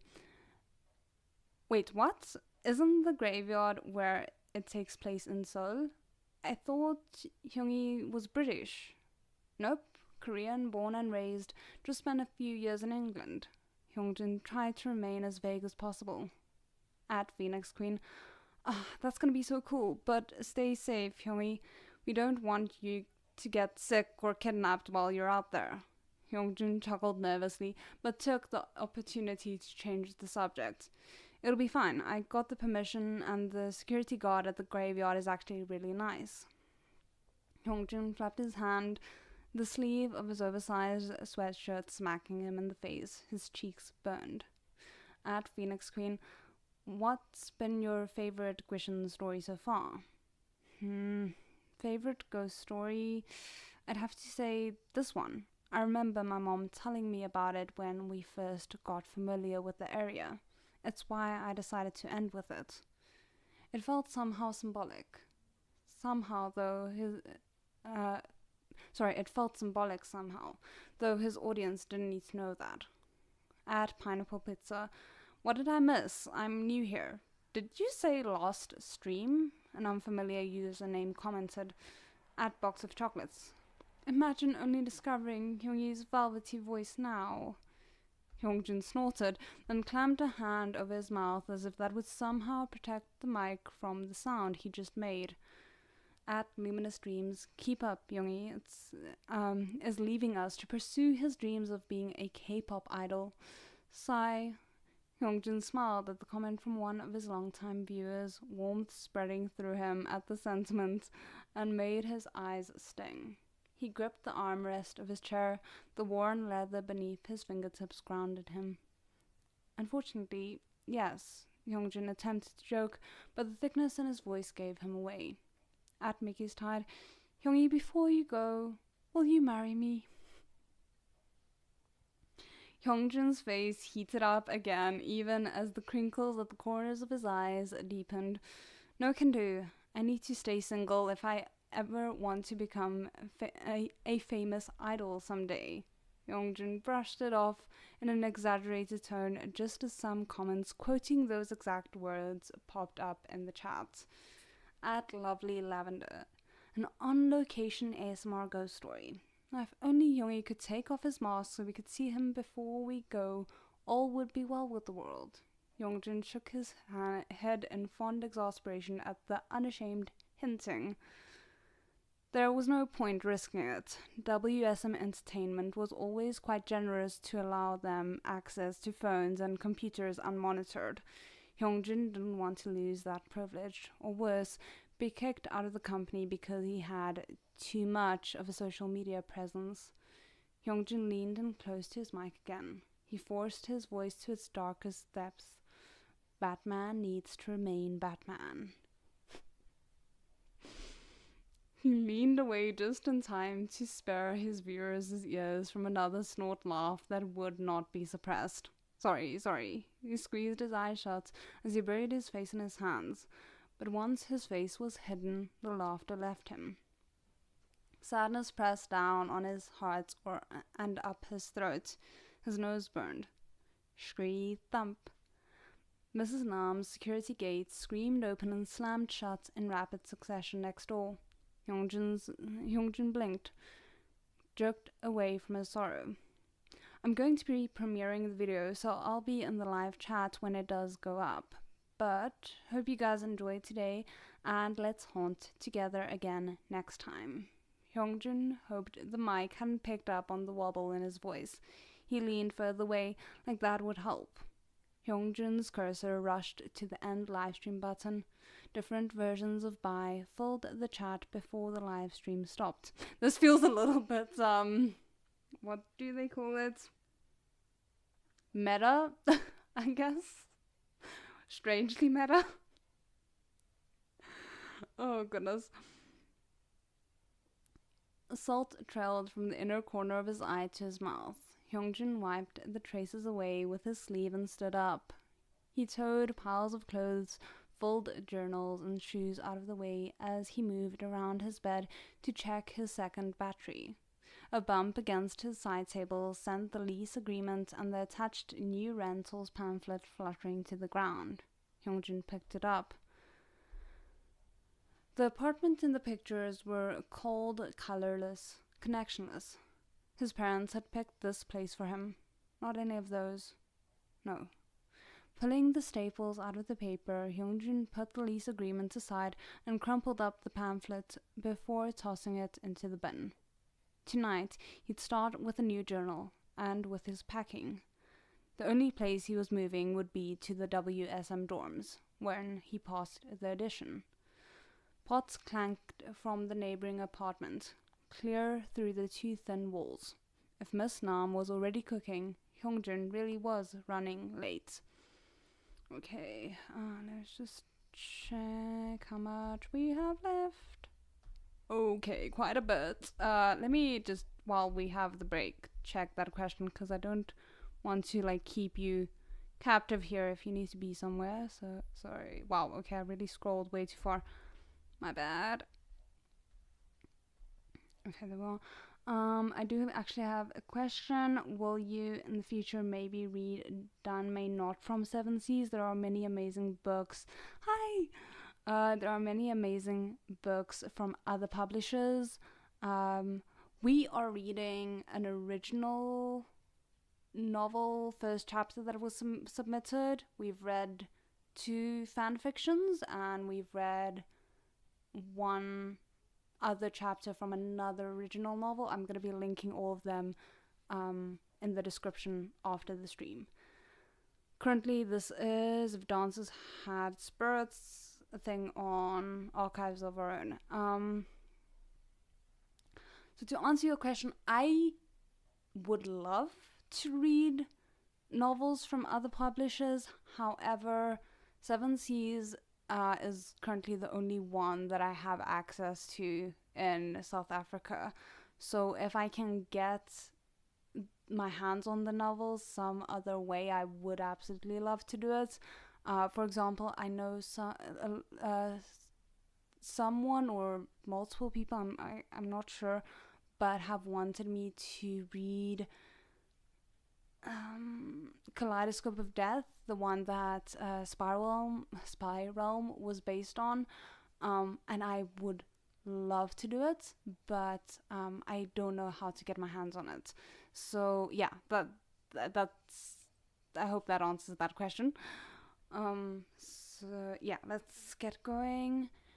Again, Hyungjin hugged his loaded backpack to his stomach as he waddled carefully onto the lime green bus, tapping his transportation card as he nodded at the driver in greeting. A single remaining blue seat called to Hyungjin from the far back. He maneuvered his way there, careful to avoid unsuspecting shoulders and heads as he went. Finally, he fell into a seat with a huff. He donned his fluffiest jacket to minimize clothing noises during the recording and fend off the night cold all in one go. But now he just felt like an overstuffed teddy bear.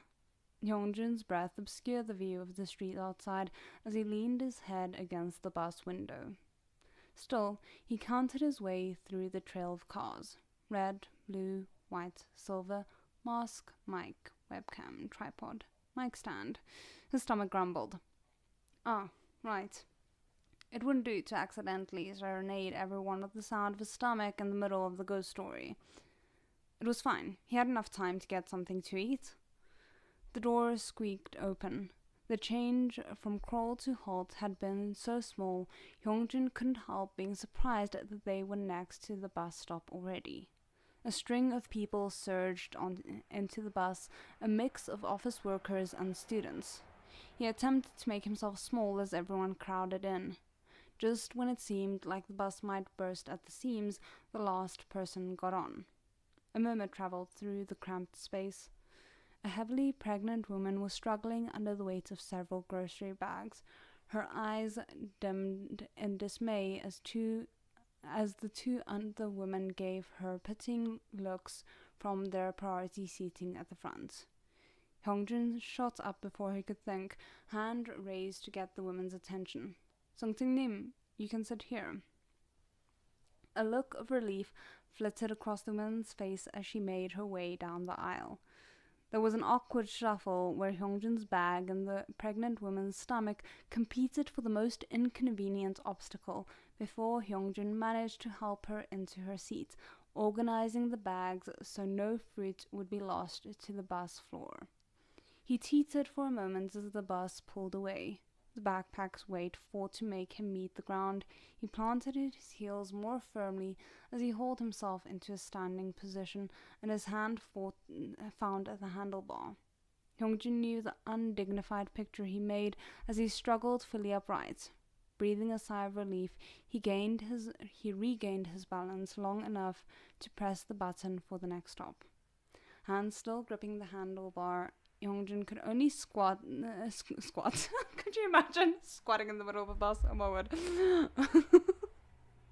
Sorry. That is. I don't know why that image just made me laugh so much. Okay. Let's try and focus. Hyungjin could only squint at the overhead monitor for the time 20:38. Enough time for food. The thought had barely settled in before the brakes complained in announcement of the bus halting once more. Hyungjin's face came dangerously close to a fellow passenger's armpit before the bus finally sat back on its haunches. It always was a ridiculously short distance between the two stops. The doors pinged open. The pregnant woman groaned before slowly proceeding to hoist herself up. Hyungjin glanced at the time again before shaking his head. With a small smile, he leaned down and picked up the bags. Sungseung-nim, I'm getting off here as well. I can carry them for you. The woman blinked blearily at Hyungjin before a tired smile lit her face. Oh heavens, thank you so much. Hyungjin hurried outside, only to be called to a stop by the lady once they were off the bus. She pointed to a man standing at the the pole of the bus stop, shoulders scrunched up in the cold. Looks like my husband's here. You can give the bags to him. Hyungjin bowed his head in respect as he handed over the groceries and bid the couple farewell. The woman waved at him before linking arms with her husband. For a moment, their figures cut a clear silhouette in the streetlights, a snapshot of a lifetime still ahead. Hyungjin smiled. The spicy scent of tteokbokki tickled his senses, and his stomach started up its grumbling again. I am getting hungry. First it was the noodles, and now it's the tteokbokki, and it's too late to be eating. The tteokbokki stand was a permanent resident of the street near the cemetery. The air buzzed with conversation from customers enjoying their paper cups of spice-drenched rice cakes. Lining the road on either side, peach trees reached towards the sky. Surprisingly, their blossoms were the almost red color of Chung's... I'm gonna butcher this, I'm so sorry. Chongsajurong lanterns, petals glowing under the streetlights. Hyungjin stooped to pick up a fallen blossom and lifted it to his nose. This time of year, the spices from the stall would mix with the sweetness of the blossoms, flavoring the air with a strangely warm and pleasant scent. Only one peach tree stayed scentless, a stark, unblooming dark patch among the color.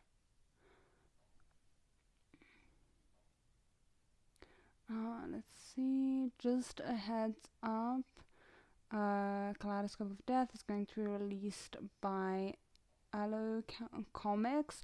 I believe North America, since Rosemary only has the rights for Singapore. Interesting. If you want to get the novel, maybe it'd be easier available then.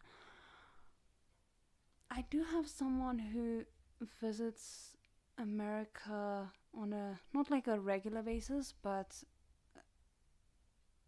I could maybe ask them if they could keep an eye out for me. Okay, I will note that I will be keeping an eye out for when they release it over there. That'd be wonderful, because I do remember looking into it when Rosemary published it originally and only seeing it available in Singapore. So fingers crossed I'll be able to get my hands on it.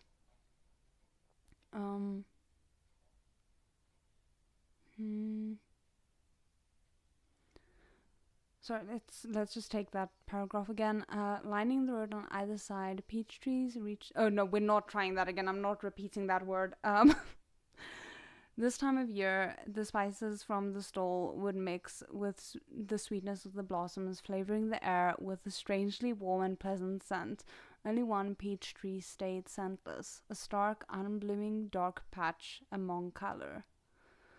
Osiseo, the clerk called. Hyungjin jerked back to himself and hurried forward to place his order. Hyungjin banged open the black metal gate to the cemetery. He spun around to bow apologetically to the injured gate, cheeks heating when he realized what he was doing. Hyungjin, why am I just immediately thinking of like all the K-pop videos that I've watched?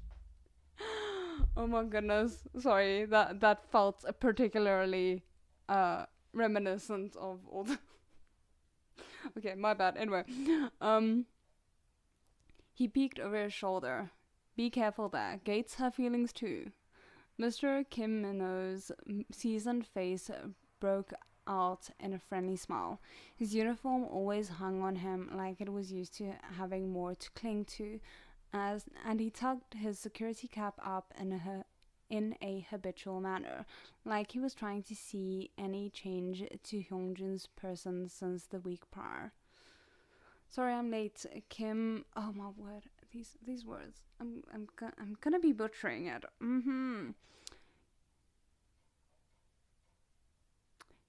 Gyung Biwonim.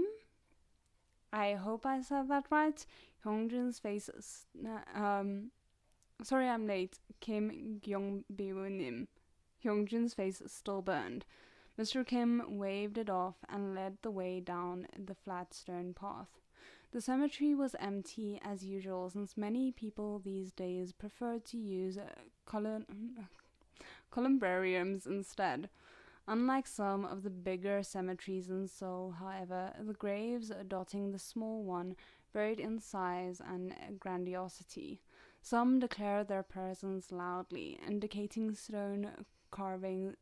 intricate stone carvings that spoke as much about the person it belonged to as the people who'd organized the burial.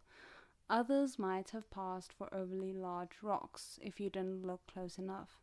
But Hyungjin had spent many a day walking the grounds, familiarizing himself with the company that his parents now kept. Okay. Oh, the trees rustled in greeting as Hyungjin passed. I'm here until 10, so do whatever you need to do until then. Call me if you need any help. Thank you, I will. Hyungjin bobbed his head in quick acknowledgement. Just quickly gonna go say hi to my parents before I start. The weight of Mr. Kim's concerned gaze followed Hyungjin along the sloping path to his parents' final resting place. He didn't need to look back to know it was there. Mr. Kim wore it every time Hyungjin mentioned his parents. The flowers from his last visit had already been cleared away. Hyungjin bent to place the peach blossom on the grave. He'd bring a proper replacement soon. Oma, Appa, only 2 more days to go. 2 days to the audition. 2 days until their death anniversary. Still, Hyungjin smiled as he touched the shared headstone that had already received its fair share of scratches and scuffs in the 5 years since it was erected. Something settled in him. The cemetery seemed to exist in the quiet place between talking and being heard, and so he spoke to them until his alarm went off. Love you. Hyungjin turned and ventured towards the waiting stone picnic table nestled under one of the big trees. The moon was full and pale in the sky, just like in the story. It was perfect. The wind soothed strands of Hyungjin's dark hair out of his face as he walked. It was getting quite long, but it probably wouldn't stay that way if he aced the audition. Between cutting it and his first bleaching experience, he wasn't sure what he should be more nervous for. Focus. He heaved his backpack onto the stone bench. The table was a good height. He'd been worried that he'd have to hunch over to get close enough to his mic. Right. The leaves rustled overhead, creating a living ambience as Hyungjin set to work positioning the tripod and mini mic stand before pulling out his selfie stick.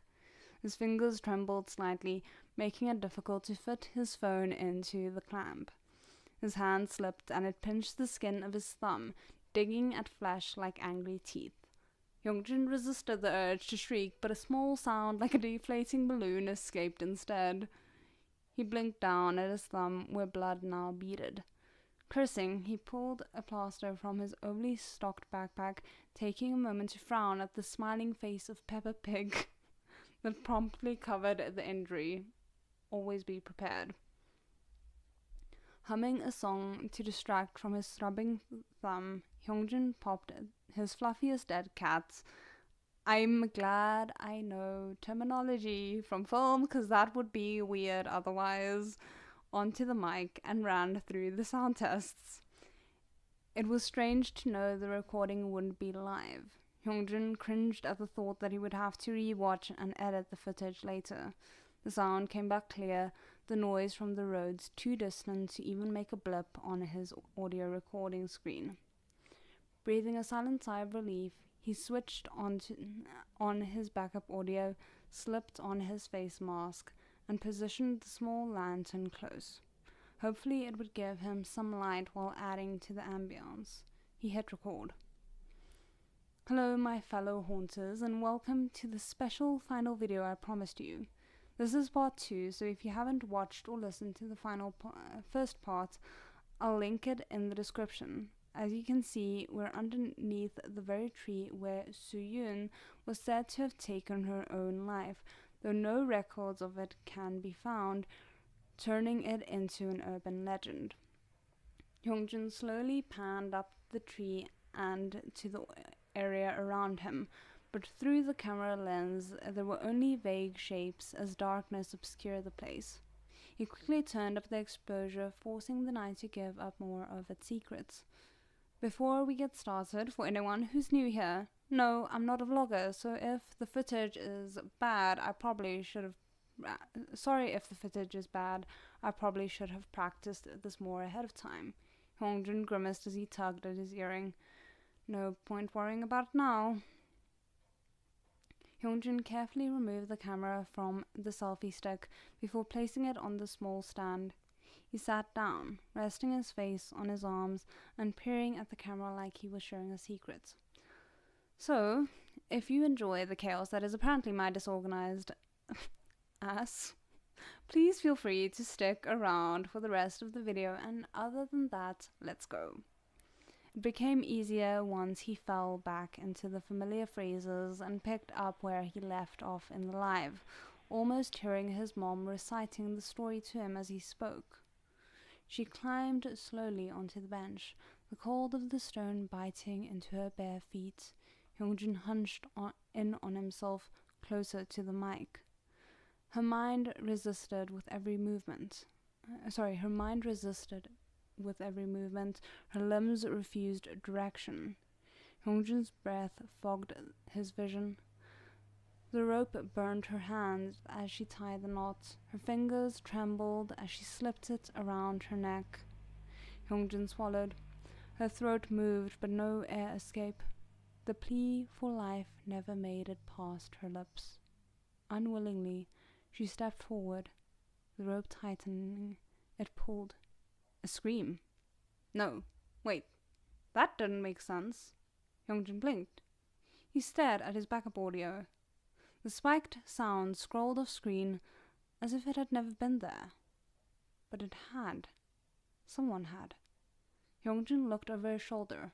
The graveyard fence glinted with the grey light from the moon, but beyond that was nothing. The darkness was an impenetrable wall. Hyungjin gripped the bench beneath him and waited. The stones stole heat from his fingers. Crunch, crunch, crunch. Nothing. Was there something? Hyungjin eased slowly into a standing position and crept towards the source of the sound. It had to be an owl or a cat. He just needed to check. Then he could go back to filming. It's fine. Still, his body was stiff. Each step was an eternity.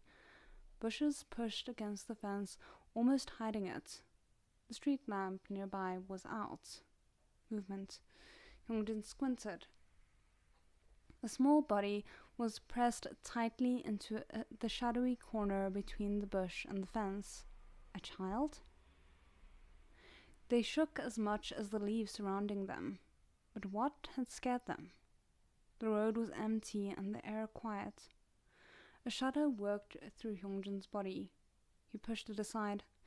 Carefully, he gripped the cold bars of the fence and hauled himself over it. The loud hit of sneakers against pavement jolted the child. Hyungjin cringed slightly. Hi, are you okay? Hyungjin called out as softly as possible in a vain attempt to not alarm the figure. The body flinched again and burrowed itself deeper into the bush. It's okay, I won't hurt you. Hyungjin suppressed the worry in his words. The small round face of a girl slowly came into view. She couldn't have been more than 6. Even with the limited lights and with bangs slightly obscuring her face, it was clear she'd been crying. What's your name? Yunji. The girl's eyes darted around. Hyungjin froze. His mother's name.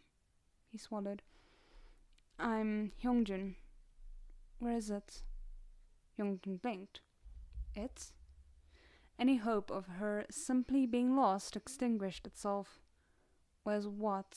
Hyungjin dreaded the answer. A chill broke out across the back of his neck. He jerked around. His entire body felt strangely alert, but the street remained empty. Silent. Wait. There was a sound, like something wet dragging its way across the tar. Something scraped against the ground like steel on marble. It scratched his eardrums, his hands clamped to protect his ears, but his eyes found nothing. Hyungjin stepped back, placing himself in front of the cowering girl. The sound stopped. Hyungjin held his breath, ears strained against the dense quiet. He glanced back. The girl was looking at him. Her face was still wet with tears, but she wasn't crying anymore. It's okay. The reassurance wouldn't come. Something gripped his voice, refusing to let him speak. Pang. Hyungjin spun around. Fear ran across his skin. A sharp, short shape appeared from behind a car. Hyungjin's body relaxed almost automatically. It was a small boy running towards them. Tatsai Nali. I'm sorry, I butchered that. Oh no. Shame on my very, very limited Mandarin, I'm assuming. Don't. The voice was barely a breath. Oh! Seems my camera just died. We're very close to the end, so I'm just gonna, I think, let me just double check. Yeah, okay, cool. I'm just gonna motor through. So sorry about that.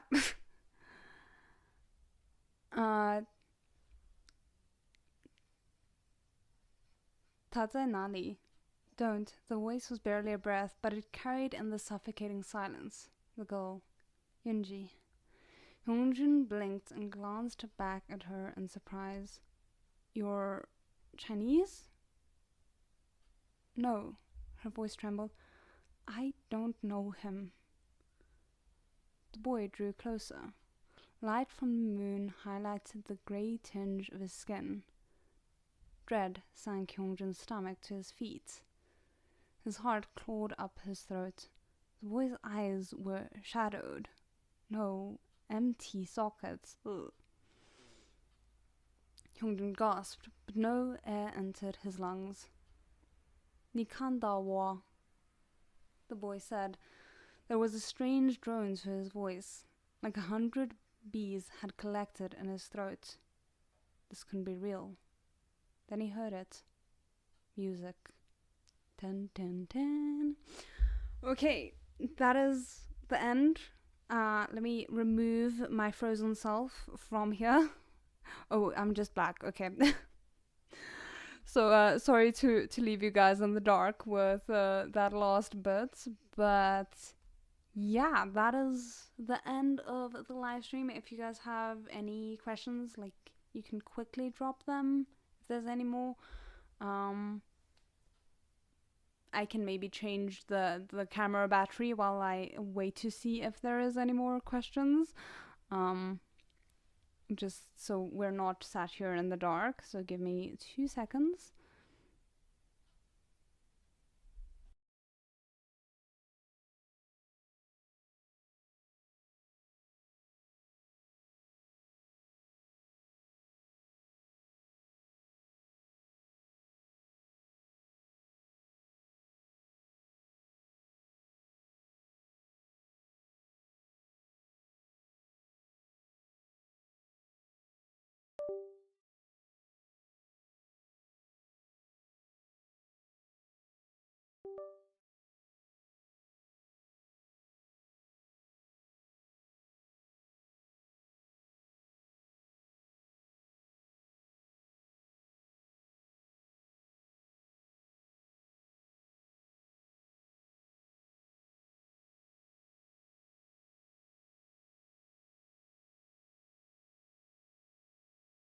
Okay, we are back with a working camera again. I don't know if there's gonna be any questions.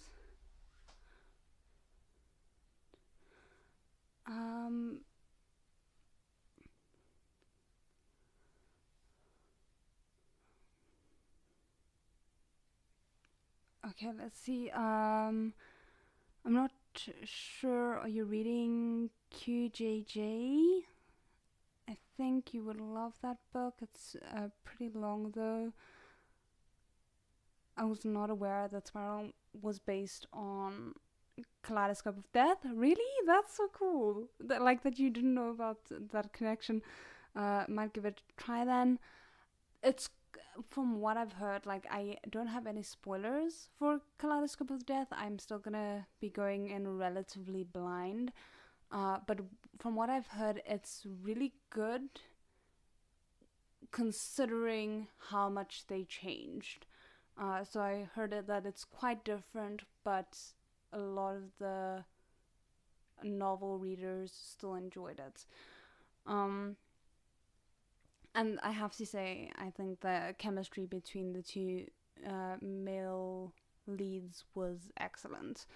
So yeah, if that sways your thoughts at all. I'm not aware of what QJJ stands for. Is that, what is it called? Ballad of Sword and Wine? Is that it? Or is that... I confuse... Yes, okay, great. I actually really wanna read that. Partly because the covers are beautiful. Like they really intrigued me. I think we're on 8 volumes right now in terms of what's been released. From, maybe I'm behind. But yes, that is definitely one that I would love to check out. So I should probably do like a poll for it at some point to see what will be going after silent reading. I just want to check. Sorry. Right now, the only one that I have bought that I'm kind of like thinking of reading at some point, because I do own the first few volumes of Remnants of Filth, and then I own the first volume of Case File Compendium. But considering the reasons why I'm like halting Urha for now, I think going for them right now would not be a wise choice. Okay, cool. I mean, compared to Urha with the 11 volumes, 8 volumes is a breeze. But yeah, so the only other novel that I currently own that I haven't read that is done me is Legend of Exorcist, which I did like the first season's reactions for, and also the cover art for that is also beautiful. But yeah, I'm very open to like what we should do after silent reading, so I'll probably do like a poll over here on YouTube and also like a public poll over on Patreon, just because it's the best way to kind of like gauge as many votes as possible and see what people are suggesting and what people are wanting. But that will probably be closer to actually finishing silent reading. So yeah, and then with that, I am probably gonna try and do more live streams for it as well. Like, I'm gonna start off with just Monday for now, but then maybe next month I'll be able to go over to Mondays and Wednesdays. We'll see. I don't want to be too ambitious because I tend to be overly ambitious and then I overwork myself by accident. But yeah, you can just check the community posts. They should hopefully be up to date with the polls and things like that when the time comes. I don't know if you will be around for the silent reading, but yeah, I will also probably be mentioning it in the silent reading vlogs. No, I definitely I do enjoy it. Like the read alongs are great because I get to like read things that I enjoy and I get to share it with people, and also I actually get to reading them because a lot of the times I have this strange guilt about taking time to read when I'm just reading on my own. So weirdly enough, the reading vlogs are kind of a opportunity for me, like giving myself permission to read almost, which is sad. I don't think we should need permission to read, but I do sometimes feel like I need it. Um so yeah, anyway, sorry for that tangent. Um I am not really an enjoyer of priests, so probably not, but maybe the next book. Fair enough. I have to say, it is quite funny, like coming from Erha to Priest, where the one is so hyper violent and has very explicit sex, and then you have Priest's novels where it's like, and then we fade to black essentially. It's very, very different. If you want to read something cuter and fluffier, I would recommend The Wife Comes First. I wouldn't mind a cute and fluffy read in between the more intense things, because as ridiculous as the fish book was, as ridiculous as the disabled tyrant's beloved pet fish was, it was such a welcome, like, just breath of fresh air, ridiculousness, switch my brain off, just enjoy. So I will definitely keep that in mind, because sometimes we just need the fun fluff. I much appreciate that. So okay, I think I'm gonna end it here for tonight. Thank you guys so much for the birthday wishes and for joining me on this and for being around for, yeah, so many years for some of you. I really, really appreciate it. It's insane to think it's been yet another year. So I will see you guys next Monday for silent reading or whenever else. Zedjan. Hope you have a great evening too.